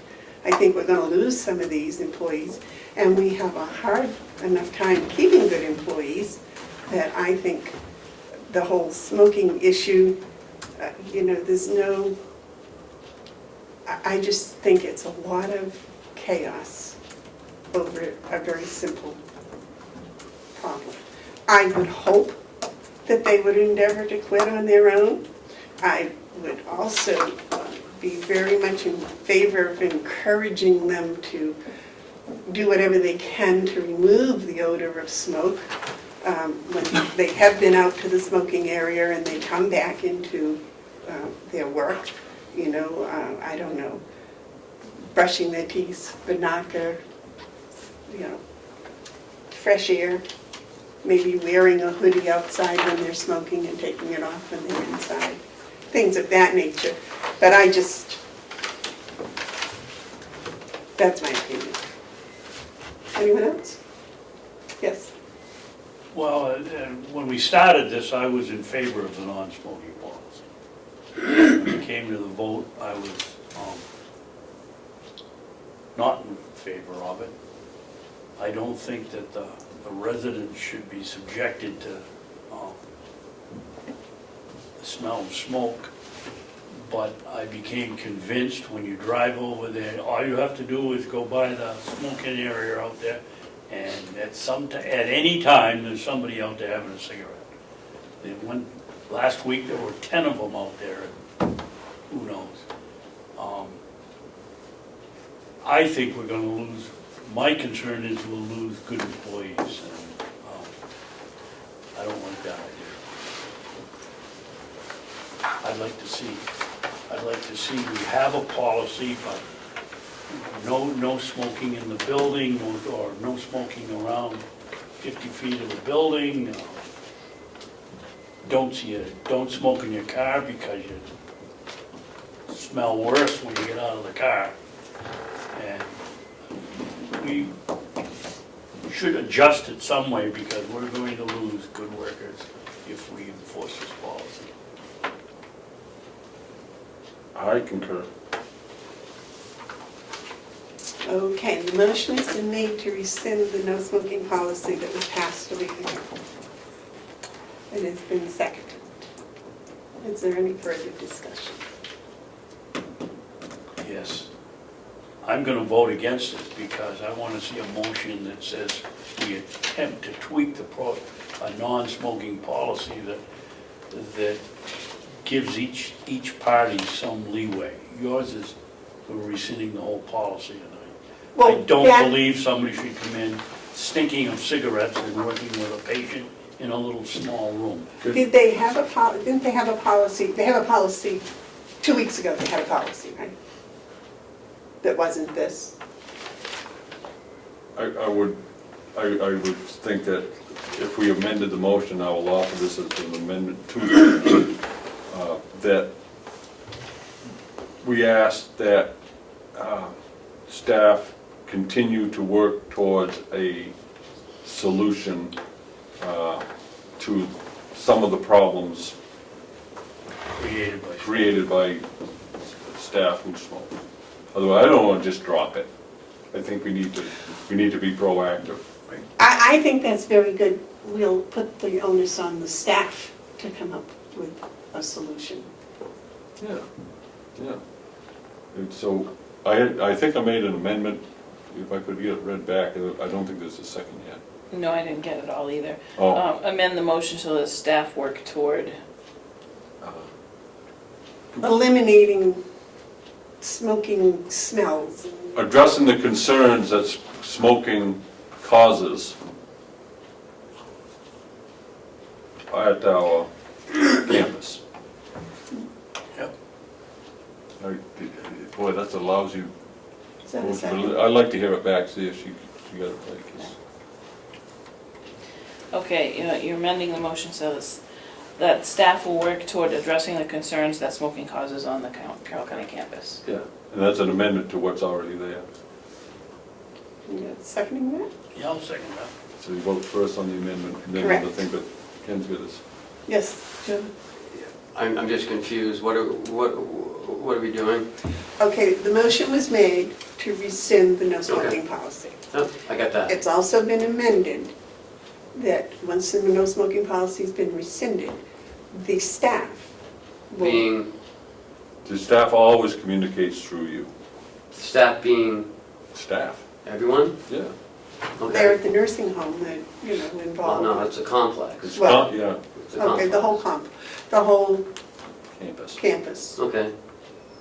would We need come to- up with something to address the issues of, what's it say, What the if- rest of it? whatever smoking does, I mean, the overall. Addressing the concerns that smoking causes on the Carroll County campus. Yes, and what that, if I might, what that does is that allows you to conduct the conversations, to come up with a policy for the campus. It may be different for the nursing home than it is for over here, or it is at the jail. In other words, there may be components of it. Well, the jail is no smoking allowed at all. Eh. Well, there you go, that's an easy one. So I get, But no, that puts them all back to ground zero. We don't want to go back to ground Why- zero. What why we not? want to go back is to the policy that was being used a month ago. You instituted a policy 2 years ago, right? That policy was still in effect. Yeah, we had designated smoking areas. Right. And that's in effect today. It should be. I mean, a week ago it was in effect. So that's what my motion was to rescind what was voted on a week ago. Which Okay, would but no put us- smoking. Which would put us back to what they had been doing for the past 2 years. Okay, smoking in the designated areas, right? And what my amendment says is continue at the task of improving the existing policy and bring it back to us. With input from the With staff. input. Which What's puts that? us Yeah. back to the no smoking, it's back to. Right, we the go back beginning. to, But I don't want to go back to the beginning, that wasn't, my purpose you was take to it- go back to what they were doing, what the policy that was instituted 2 years ago and they were using up until oh, I last see, you think we're Wednesday. rescinding all smoking policies? No, no, Okay. just the one that they passed last Wednesday that was no smoking. Well, I think that's what the motion with the amendment does.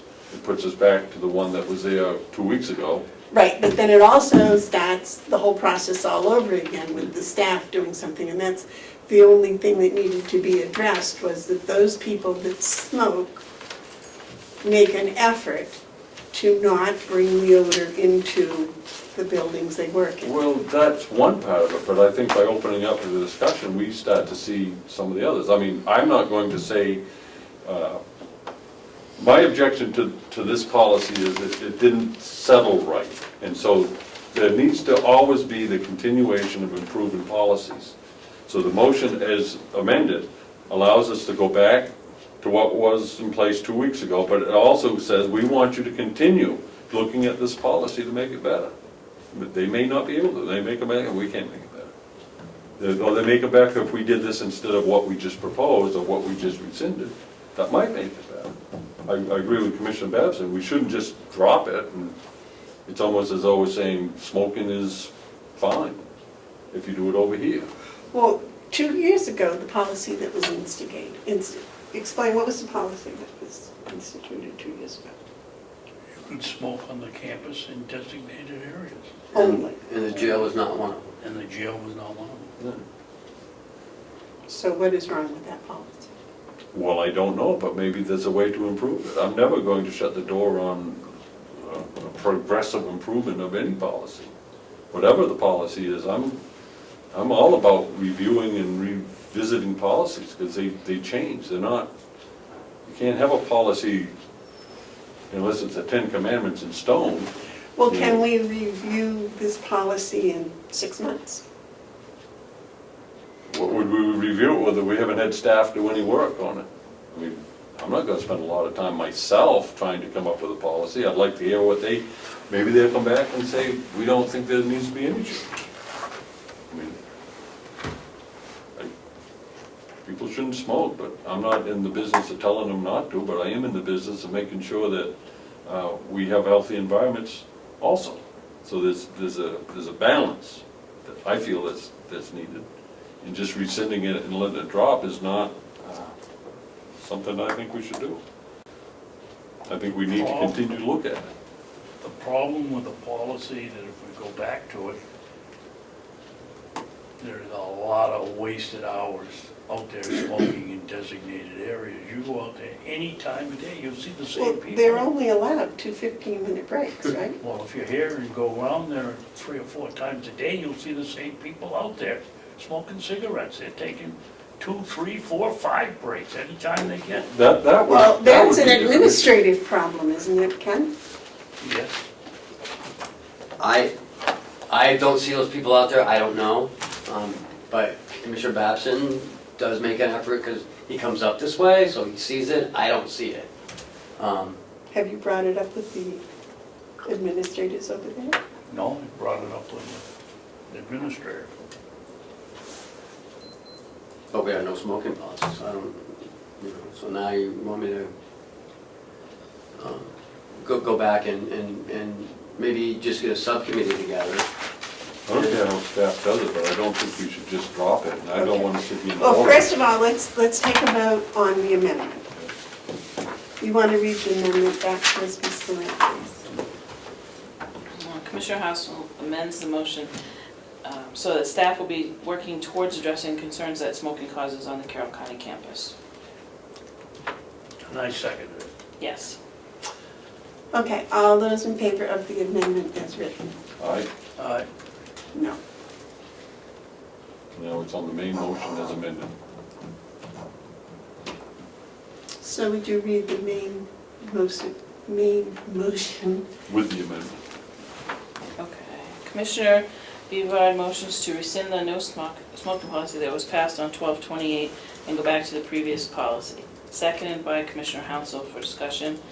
And Commissioner Hounsel amends the motion that staff work toward addressing concerns that smoking causes on the Carroll County campus. Seconded by Commissioner Babson and voted 2-0 with Commissioner Bevard. Those in favor of the motion as amended, say aye. Aye. Aye. Aye. Motion passes. Okay. Now I have a second motion. I would like, several weeks ago, the commissioners voted to put the solar panels in the fields on the campus.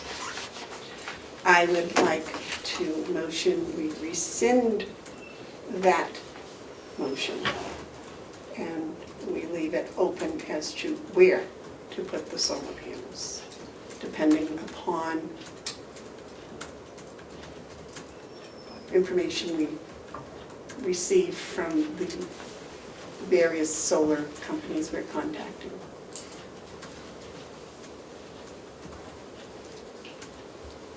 Can you repeat that, please? I would like to rescind the motion that the commissioners made several weeks ago, that they would put the solar panels in the agricultural fields. I'll second for discussion because I don't like to have any commissioner hanging with a motion. For discussion, I second it. Because I want to hear, I don't even know really what's going on. Okay, well, Ken investigated a solar company, and they were going to come here and put in solar panels and reduce the electrical cost substantially. And they had talked about different places to place the solar panels, and they decided that the least expensive would be out here in the agricultural fields. And it was voted to put the solar panels there. Am I correct, Ken? Yes, Madam Chair, with lots of investigation, lots of study, yes. Okay.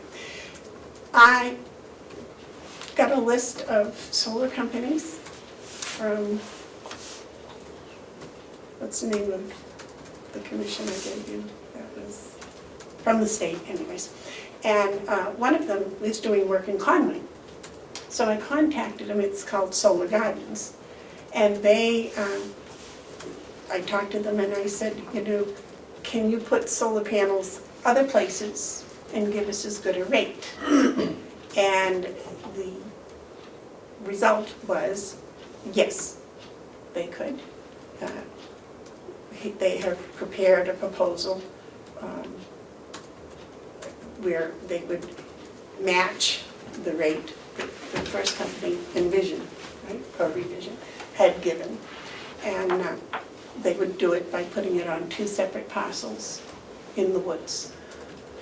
So because there is another option to putting them in the field, I don't think we should close the door. I think that saying they have to go in the agricultural field is not a wise decision at this time. Now in the future, it may be, if we look at different companies and we find that that is the wisest decision, then that would be one thing. But right now, I think that we should rescind the fact that the motion that said that they would go in the fields until we get further information.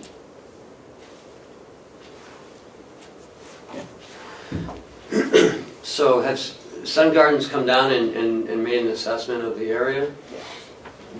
They were here already? Well, I think they did it all with satellite. Oh, so they hadn't come and done an analysis? Right, well, I have a Right, but you just Executive. provided financials. They haven't come down, done site reviews, site walks, they haven't done any of that. That's it. And I think the other 4 companies on that list, I mean, I was just going down the list, might have other options. So I think this is a very serious endeavor. I think it's wonderful. Yeah, but you want to cut down 4 acres of forest instead of utilizing the open land that we currently have. That's what you're trying to propose. Well, that's another proposal. I'm just saying that rather than having that motion that says planted in stone, they have to be out here in the field, that we repeal that motion and we go and see what other options we have. Madam Chair, we did extensive studies, and they came out here 3 times and did site reviews and site walks, and if they could have put them in the woods, they would have, at like a cost-effective, but they said it's not cost-effective to do that. I don't see how Sun Gardens, I don't believe, they just lease the panels. We'll never own them. That's one of their options, yes. And I mean, if we're just gonna lease, put 4 acres of solar panels up, to save a penny or two, it's my job to recommend to you, and I would not recommend that. But again, you do what you want. I mean, we've spent months analyzing this, Bob and I, and spent months with revision. The commissioners did a site review. We've looked at this. And to say that a company, because we gave them some electric bills, to say that they can put them on the roof is false. They can't put them on the roof.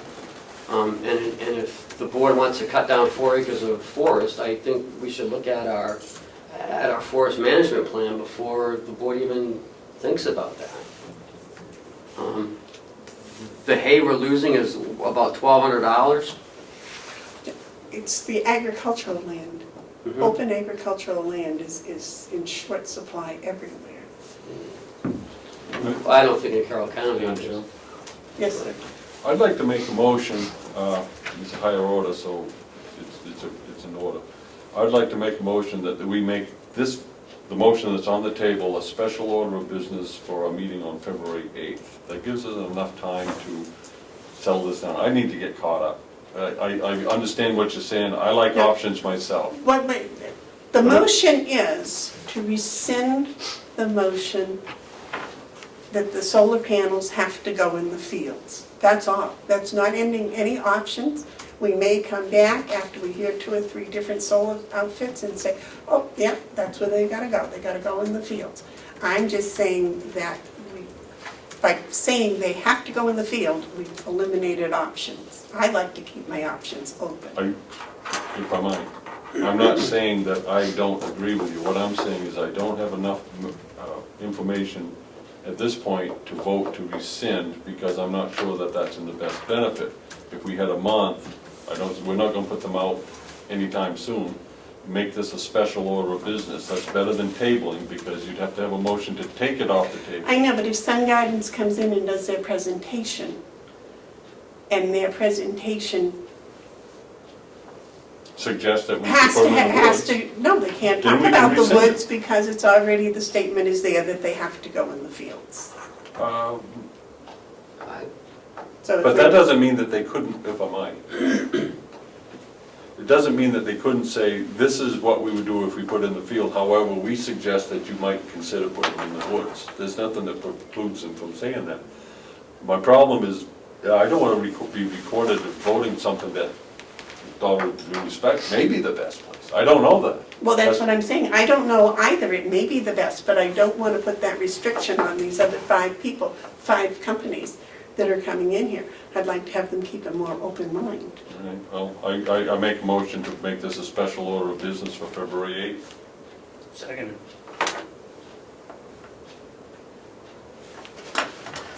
The motion has been made and seconded to postpone this until February 8th.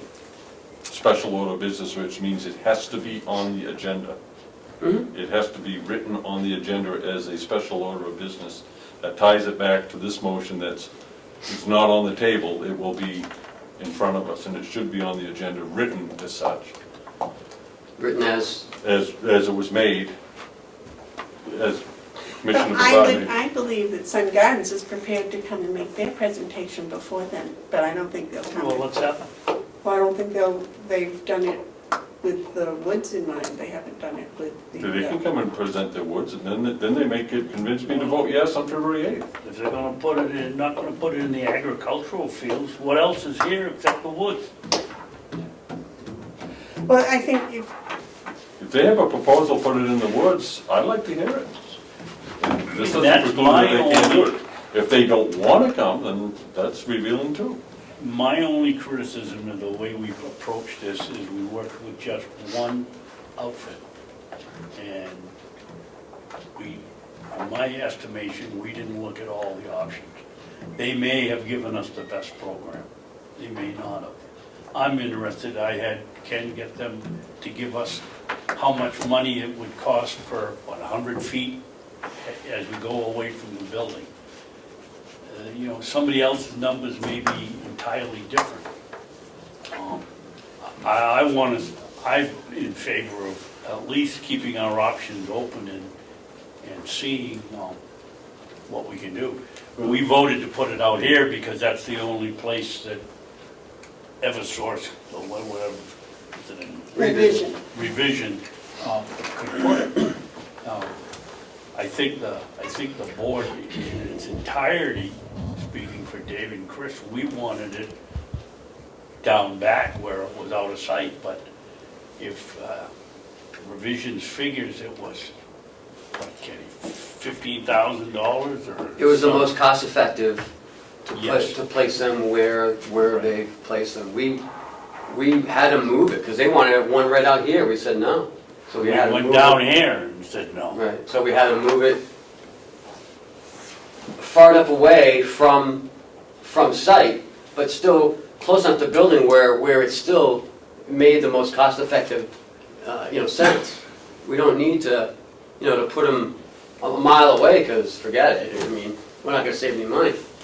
So why bother even doing it? But I'm anxious to hear about Sun Gardens' presentation, if they can. They want to come in If they tomorrow. want to cut down all the trees and it's more cost effective? May I ask David, Commissioner Babson a question? Sure. Commissioner? Yeah. Are you in favor of rescinding this at this time? I like to have some indication. I don't want to just undo something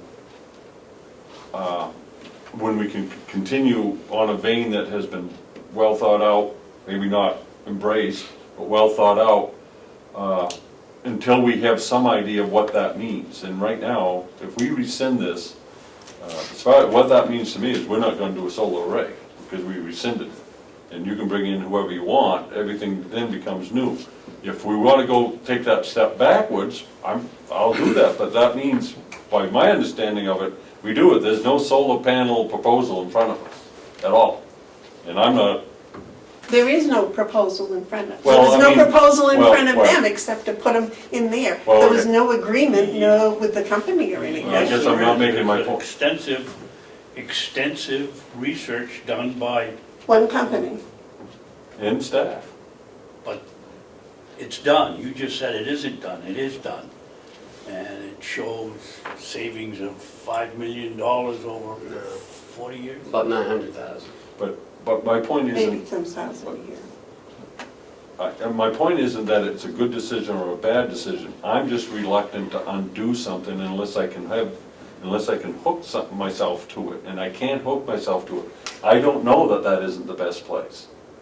I'm not saying it's not the best place. I'm not, but I don't think it precludes us from having someone come in suggesting Right. another best place. But if we just simply rescind this, then as far as I'm concerned, we're not looking into it any further. That's how I would interpret my vote. If we rescind it, then what we're saying is there's nothing in place of it, that means we're not considering solar panels. And I think it would be unfortunate. I think you're reading a lot into it that's not Well, there, because okay, I think the maybe I am. solar is still on the table. That's a very viable,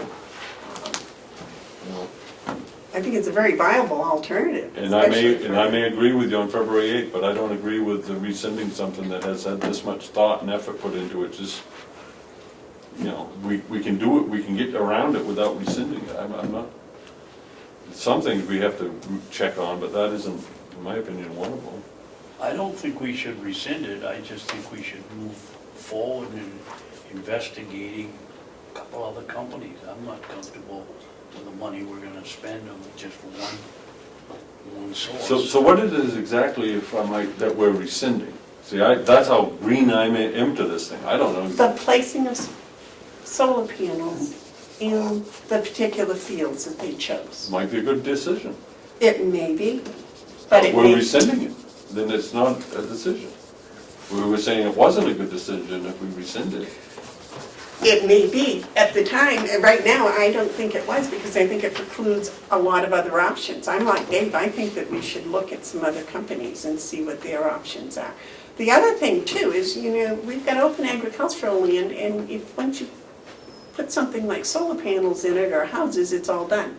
And I think we should try to preserve all the open agricultural land we can in the whole county. Not just here, but I think we should set a good example by doing it here. What's the motion? Is there any more The discussion? motion is to make it a special order of business, February 8th.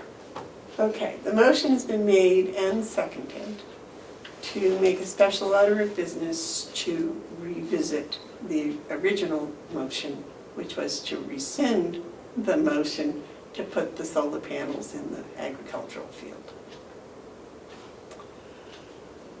Those in favor of By February 8th.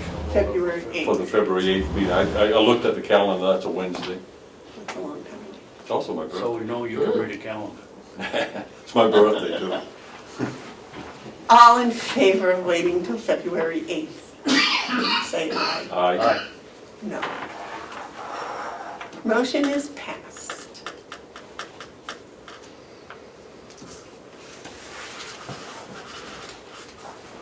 And you are still going to set up for Sun Gardens presentation? Yes, ma'am, if that's what the board wants me to do, I will do it. I would like you to do The more information we have, the better we Okay. can do. And he also has the list of 4 others that were on there. Should he contact those two to see More if the they're merrier. interested? More the merrier. I don't think we can never get too much information, unless it's just redundant, and then it's boring. Madam Chair? Yes. Point of order. So do I contact just Sun Gardens for the February 8th, or all of them by February 8th? They could come before February 8th. Yes, This- February We're 8th. just gonna take up this issue on February 8th, so we could have them come one at a time if they want to present, and then on February 8th, we're going to decide what we wanna do. Okay. Okay, thank you. When you contact them, tell them the placement is open for discussion. Yeah. What do I have to tell them now? I can't just have them come and explain to us what. We're gonna What put we in can do. panels, where would you suggest we Yeah. put them? Okay, Yeah. so without restrictions. Okay.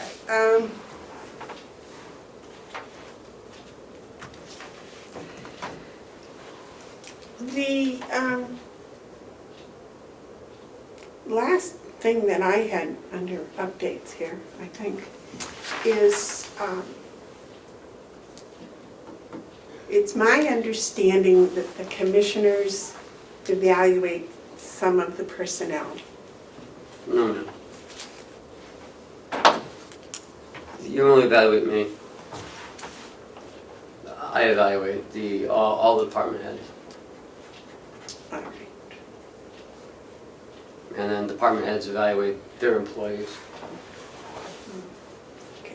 Well, what I would like to do is make the motion, I guess then it would just be for you, but in case in the future it should be some others, that all personnel evaluations that the commissioners do or are privy to, that the clerk is responsible for filing them, maintaining them, et cetera, So, because, my evaluation, is that what you're saying? is that, That was my, I don't want to go into it, but I suggested that we have a policy that the administrator's evaluation, once it's signed, becomes the responsibility of the chairman or the clerk, whichever one we decide, to make sure that it gets in the hands of Human Resources Department. and the clerk have a copy of it, yes. No, the clerk That gives me something that I wanted to bring out about RSA. Commissioner Babson is right. If you look at section 28.2 of the RSA's, it describes the clerk of the county. It says the clerk shall, and whenever I read the word shall, it pretty much limits, shall compose or be responsible for the composition of. In other words, as it stands right now, I'm responsible for composing the following: a record of all the proceedings of the commissioners, the claims allowed by them, that would be bills and stuff, the annual report of the county treasurer. I will sit with the county treasurer to have him help me compose it at this point.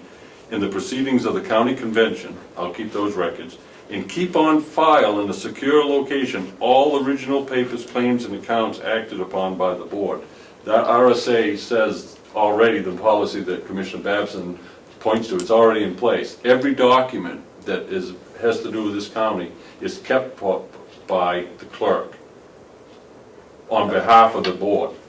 All right, so all information will be available but to the clerk and of course to any of us, but the dissemination of this must be from the clerk's office. This will help us in many areas, including right to know requests in 91A claims. But Commissioner Babson's right that reviews, all reviews, even the one that he does, he needs to keep them in a file, but they're to be secured by the clerk.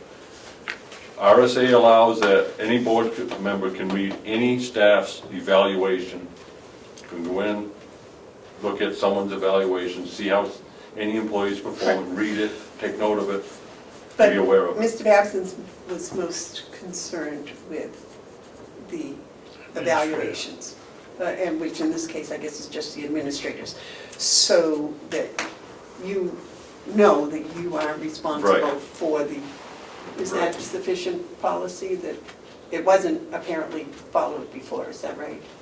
I would say so, yes. It will be followed now because the RSA in my oath of office says that I'll do it agreeable to the laws, and that's the law, and that's what we'll do. So, Commissioner Hounsel, what are we going to do, set up we've already experienced having a big safe in here to carry everything, and that didn't work out. I think properly, it ought to be in human resources under lock and key. Maybe you've got the other key to make it adhere to the law, but I don't think it's a good policy to have these things spread all over this building. I agree. I think everything needs to be consolidated into safe places first. First, they have to be safe and secure. Second, they have to allow for the most efficient means of retrieval by the proper people. If they have to be stored in separate places, maybe that's the case. I don't know the facilities layout at this time. I'm assuming that all of these important documents are kept in safe places, much like the Registry of Deeds. Well, may I suggest that when we do the administrator's evaluation, we put it in a packet and give it to you, and you hand deliver it to the locked, Yes. whatever, at Human Resources. Yeah. And since you're the clerk and you're in charge of that, maybe you set up a policy for Ken's evaluations and how they get, from him to that same locked resource. Is that where they go, Ken, do they go upstairs to Human Resources? Yeah. Yeah. What I So would- they don't go through a lot of hands, yes. What I would suggest is that we don't establish a formal policy, but we do write up a set of procedures. There's a difference between policies and procedures. Well, as clerk, that would be your charge. Okay, so what I'll do is I will develop for a soon future date procedures for the concerns Commissioner Babson's raised, and it'll help me to formalize for the whole county how we're going to do this on other matters as well. You agree with that, sir? Yep. Okay. Okay. Thank you. All right, now, I guess that's... I did have some more though. Oh, you have something more? Yeah, I had on my notes, I want to talk about the clerk's position, which we just did, so I won't do that.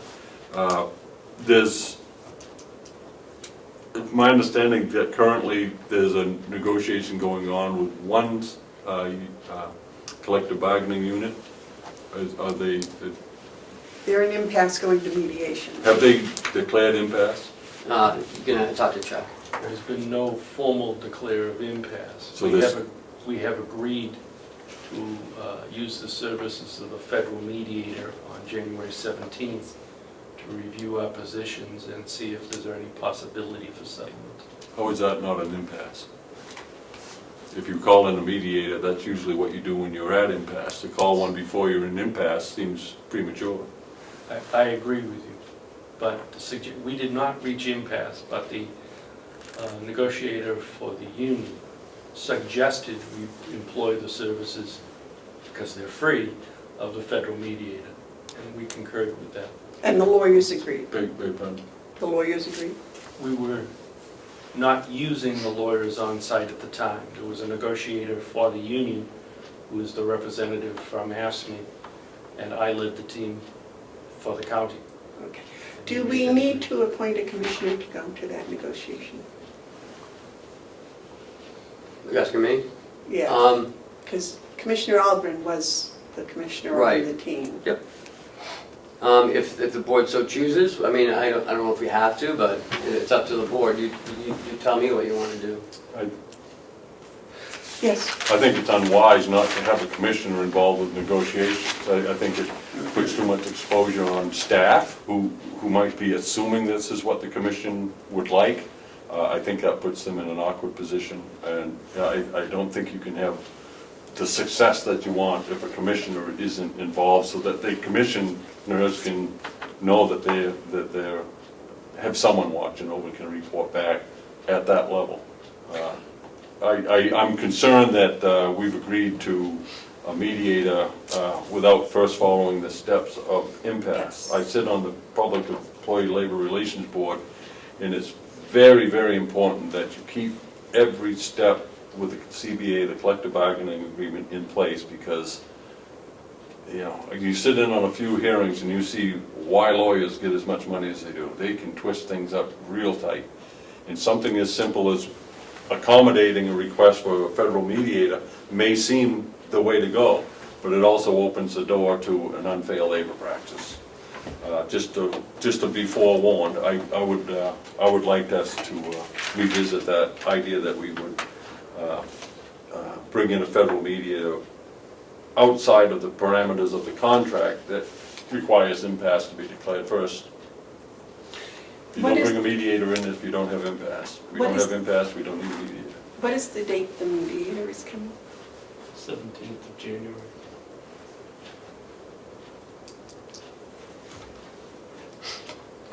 Do I have a volunteer to go on the negotiation team? I would enjoy it. Oh, yeah. Have any objections to that? Oh, I don't object. Is it possible to have a meeting before the mediator comes to see if they would like to maybe come up with a settlement or declare impasse? I think that's essential. I think we need to have a meeting as soon as we can before the 17th to discuss this. If at that time it looks like there's an impasse, then we go forward with the mediator. If we're not in impasse, we don't need the mediator. How long would it take you to get up to speed? Probably afternoon. I mean, the contracts are pretty easy to understand. Demands are pretty easy to read. Opposition's pretty easy to know, we meet in caucus, right? When you do negotiations, our team meets, we talk, they meet. Shouldn't take that long. And I will also say that if it does take long, then we need to have a discussion, because it shouldn't take long. How long do you think it would take you to organize that? It depends on whether the negotiator is available. I can reach out to him and see. No, we don't need the negotiator until we meet. I'm talking just the negotiating teams. The union and our negotiating team should meet and to discuss this. That's what I just said, the negotiator for the union, the rep from AFSCME. Oh, I thought you were the federal negotiator. Not No, the that's a federal. mediator, that's different. They will come if we say we're meeting, and if they don't come, then that'll be noted too. I'm not, you know, he's I'm sure representing. you reach out to. Could you Wait. make it happen as quickly as possible? Here's the thing. The union rep is coming up here representing his constituency. And they're going to do it according to the best interests of their consistency. It is in their best interest that he gets up here to talk with the employer. If he doesn't do that, that's a problem that the union should have with their negotiator. We're saying we want to talk. If he says he isn't available to talk, that's worth noting. I can tell you that their negotiator has indicated that it is their desire to go to mediation. Then they need to declare an impasse, but I would like to visit with them first, because I just would like to do that. Before, you know, and if the negotiator isn't available, then we'll meet without him. And if they don't want to meet without him, yes, that may not be wise, but it's that's up to them. them. It's up to It's the up to union. them. Okay. What I'm saying is, we're the employer, we want a contract, and we're willing to meet to discuss it. And if they're not, that's worth noting. I bet they are. Okay, Chuck, can make that happen? Sure. Now, are you at liberty to help him get up to speed? Yeah. Who else was? Who are the others on the, You were on the negotiation team. And also, So Ken will help you get up to speed. okay. Who's the other person on the? Howie Howie, and you, Lori, Techo, and Winnett. okay, all right. Any comment? Oh, fine, All right. And I had one other thing, I'm sorry. I'm not sorry. No, because that's what it is. I just want to make sure I've covered all my scribbled notes that I had while I was having coffee. Okay, yes, sir. I'd like to make a motion that we rescind the fund balance policy that was adopted on December 28th, 2016. I will second that only for the reason of discussion. Thank you. There's a couple of things about this policy that I find objectionable. One is that I don't think there's enough, let me put this a different way. I think we need to really talk about what happens when government entities keep a bigger fund balance than they require. I'm particularly concerned about the language of paragraph D of the recently passed policy. I was hoping to take some time to discuss this as we should have a fund balance policy.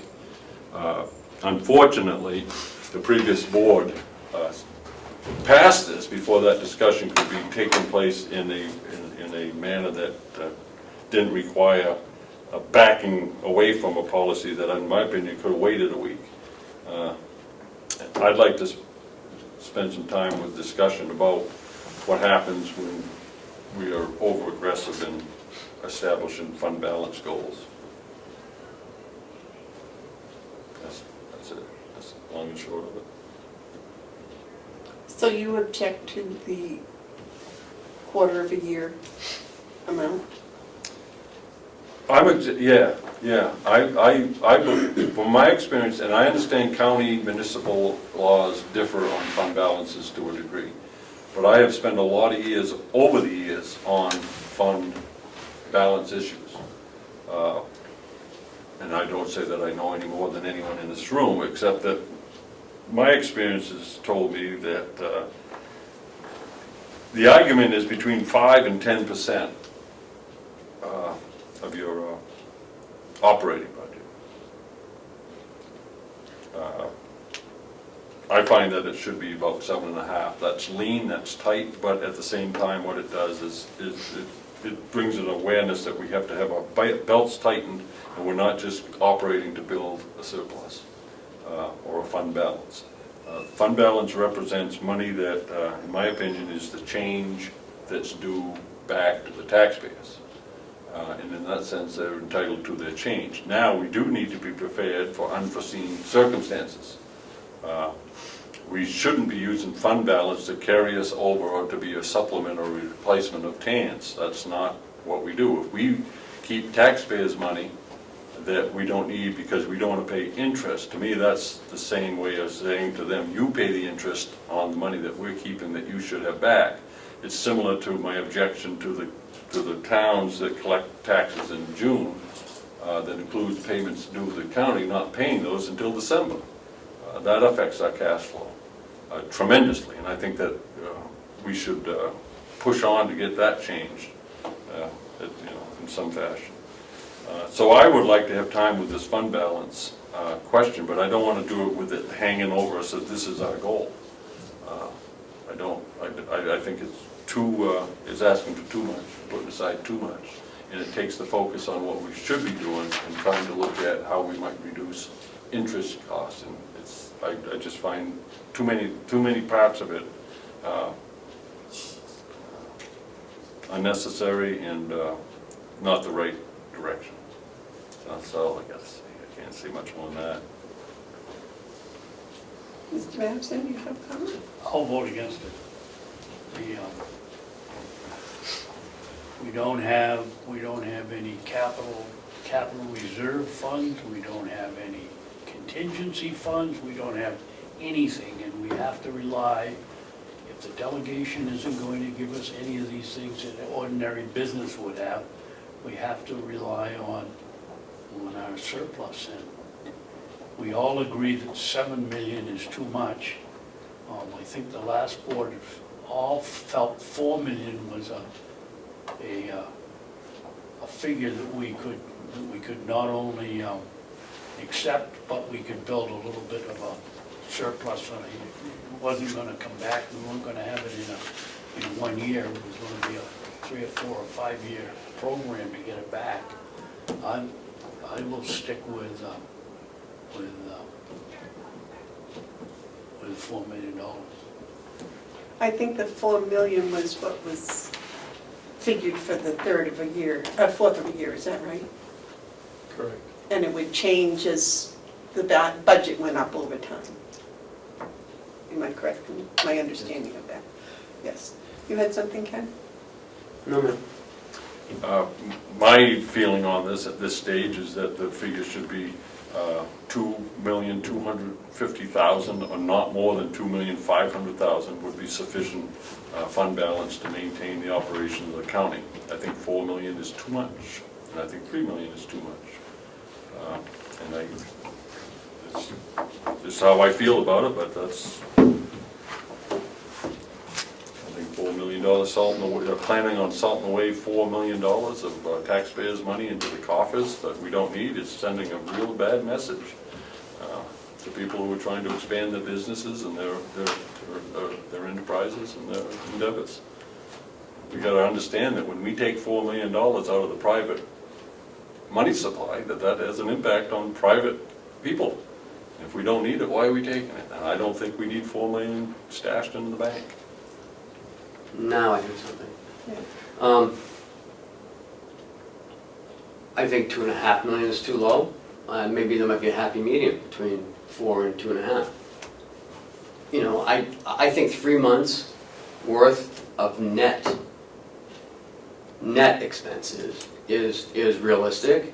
I think it keeps us on a strong financial footing. I mean, I think 2 million is too low, and it's okay to have a difference of opinion, but realistically, it's up to you three to decide what it is. We've had years, when I first came here, we had no fund balance, we had negative fund balance. And I don't want to ever go through that again financially.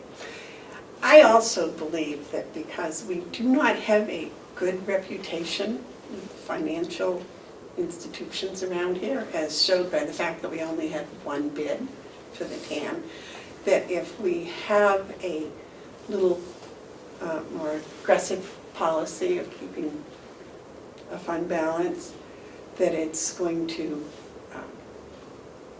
help combat that reputation. Now, I'm not saying that maybe this doesn't need to be visited maybe in a year or two, but I think right now that this, 1/4 of a year seems like a pretty sensible approach. Who knows what the economy is going to do next year? But this year, I'm in favor of the 1/4. Yes.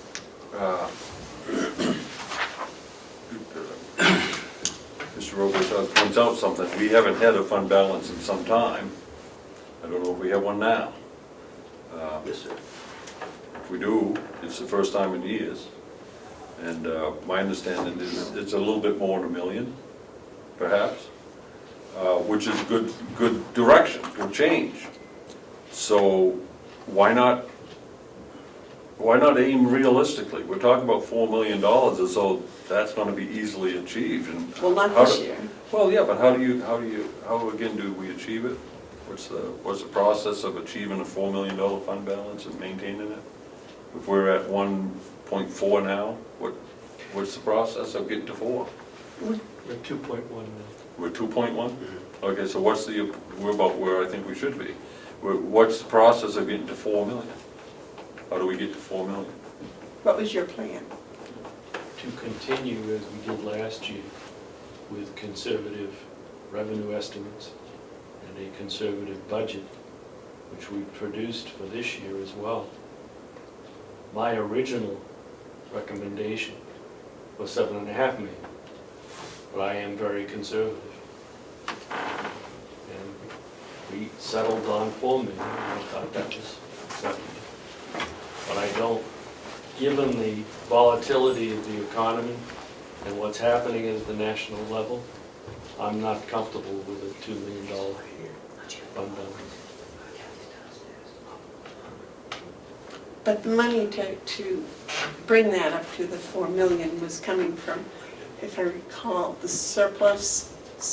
A part of it was going to be used to reduce taxes, and certain part of it was to go to the fund balance. Is that right? What builds fund balance is surplus on an annual basis, and then it is up to the commissioners to recommend and the delegation to approve to use part of that to reduce taxes if it's appropriate in any particular year. The fund balance policy also has a provision in the last part of it that indicates that it will be reviewed on a yearly basis with every budget to see if it is appropriate. Joe, I still have. congratulations on your new position. Thank you. We're talking about the fund budget and whether it should be 1/4 of the net annual expenses. Is that the correct way of saying it, Ken? Yes. And Commissioner Hounsel is thinking that that is more than sufficient, that it should be less. And our accountant is saying it should be twice that.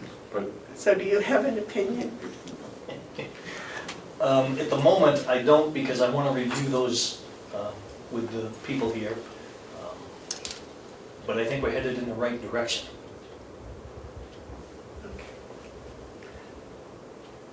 Thank you. Yes, sir. I agree, we're heading in the right direction, and 2.1 million is good news. And it's getting close to what I think should be the cap.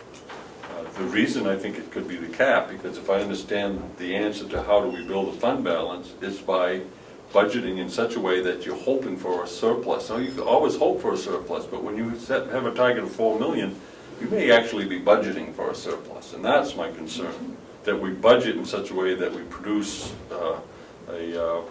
and I appreciate being conservative, because I'm conservative. I appreciate conservative revenue projections, and I could appreciate conservative budgets. But I do not think that it's appropriate for us to take more money from the taxpayers than we need to conduct business. And I am, again, concerned about we budget in such a fashion as to meet this, I think, aggressive goal of $4 million surplus. I just do not believe we need that type of surplus. I don't think the delegation will let us budget for a surplus. Then you're not going to get to $4 million. Not today. Unless you overly conserve on your revenue projections, which is not always works out as way you want either.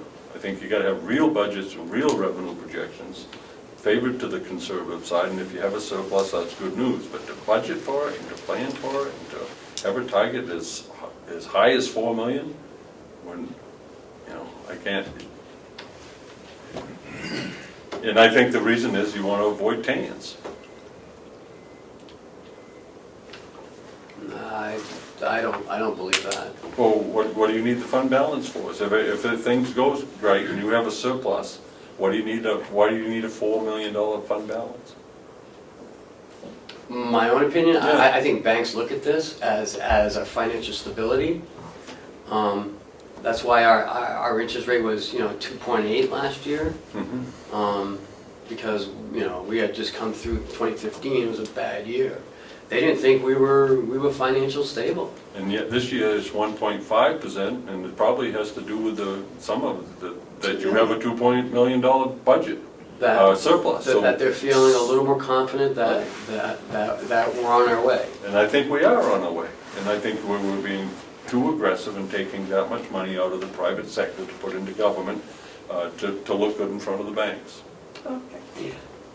Is there any other discussion on this? Okay, the motion has been made and seconded to rescind the fund balance policy. Those in favor, say aye. Point of order, Madam Chairman. We have a roll call vote, please. Certainly. May we have a roll call vote, please?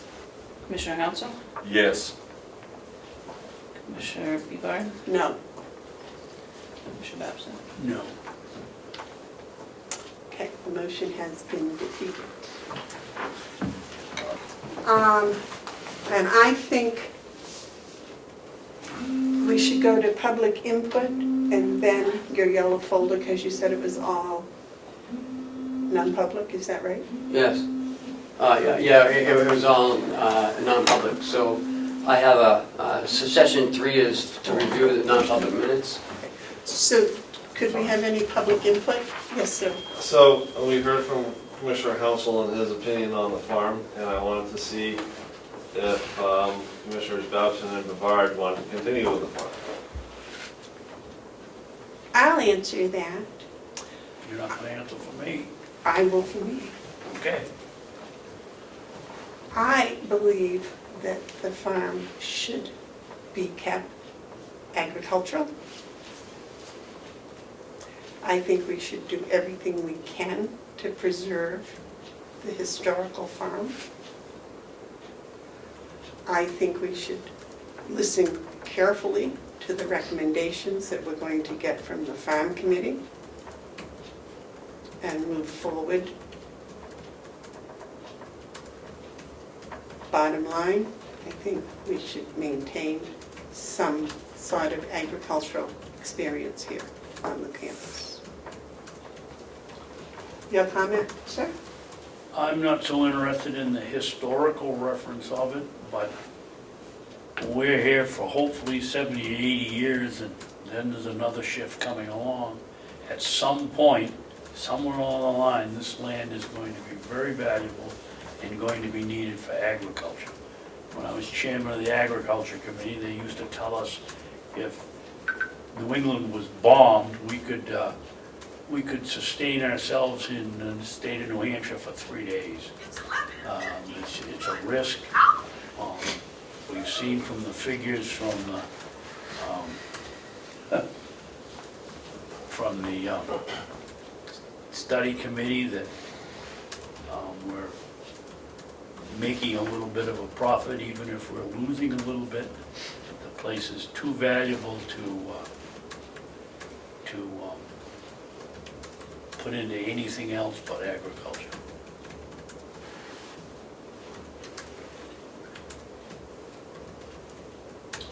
And then my second question would be, Commissioner Hounsel suggested that he would have a, sort of a place of business up in the north of the county. An office area where I could, An people office. could come and see me on county business, Does, not is not a that- business. is that something he would rent on his own money, or would this require county money? And then would he need the permission of the other commissioners to put up a shingle and call it a county office? Well, first of all, I'm not looking for any money for this. It was my understanding that he was going to do the same type of thing that I intend to do here, and that is have office hours where the people in the county can come and talk to me about their issues, their opinions, their recommendations, and just their general interest. Can I expound a little bit on why? Yes. One of the things that I think you'll hear more of this is the need to address the perception of disconnect. It's not a real disconnect, it's a perception of disconnect from a lot of people in the northern part of the county with county government. And so our conversations of having meetings up there and reaching out to them, you know, those are all positive things. And I get thinking about people wanting to come to discuss anything with me as a commissioner from that neck of the woods. And I will be down here to meet with people from this neck of the woods, but from up there, I want them, it seems to me kind of silly that I would drive 40 minutes to get here, and they would drive 40 minutes to get here. We'd have a meeting, then we'd both drive back 40 minutes, when we could find a place where we could just meet there. So I'm putting that out there as an accommodation. I'm not looking for any money from the county or any such thing. I'm just letting you know that my tenure, my term in office is going to be trying to make sure that that connection is a little bit more solid than it has been. And it's not anyone's fault. This is not trying to fix something that someone messed up. This is just trying to make government more accessible to people. So. Any other public input? Okay, who has the going into non-public declaration? It's on the agenda.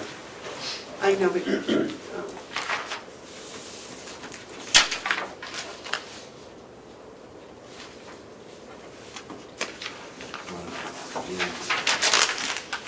was it on the second page?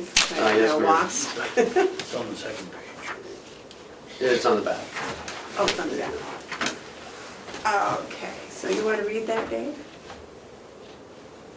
Is that my job? No, Okay, I'll do it.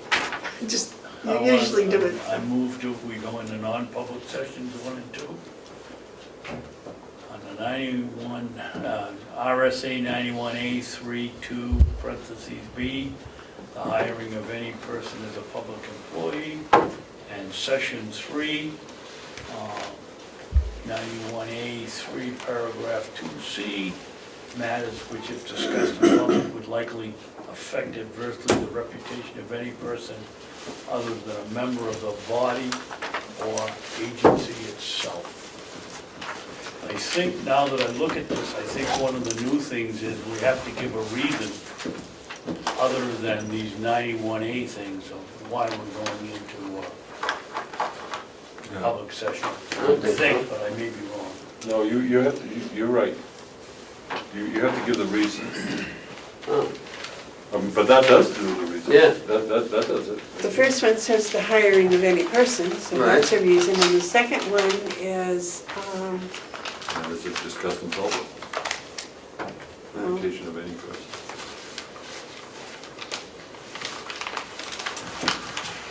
I think we have to give some clarify sort that of a whether- reason to the second one. We have to clarify whether the RSA 91A3 is the reason or whether Registry of Deeds and Mountain View are the reason. We ought to find that out before we get in trouble with Say that again. Well, can we just say today it is, Today, Registry of let's go with Deeds. 91A. No, it doesn't matter what department it's from, you're hiring personnel. Doesn't matter what department it's from, you're hiring people. And then two, you're gonna be discussing matters which, might adversely affect the people. But those are the reasons why we're going to non-public. But I'm saying that the law was changed here, there's an effect, Ken. And I James? don't know whether they use 91A3 as the reason, or whether we have to say something like, To review non-public minutes? You can say to review non-public minutes? Yes, that's, Okay, yeah, but you don't have to say. I don't know. may I suggest that between now and next week, four of us do some research on these new laws so that we can at least discuss what they I read say. one of them, it just said that you, in the minutes, you have to have the reason. It didn't say that you had to announce the reason. And we've always done that. Yes. The motion has been made to go into non-public. Do we have a second? Second. Second. All those in favor? No, we have to have a roll call. Oh, sorry. Commissioner Hounsel? Yes. Commissioner Bevard? Yes. Commissioner Babson? I have a moment before. Yes, let's take a 5-minute recess so I can let Dawn clean up. Ladies, you're not coming back in the public? No. Okay. Thank you very much. And if that's the only thing you really messed up on, you did a great job. That was a good.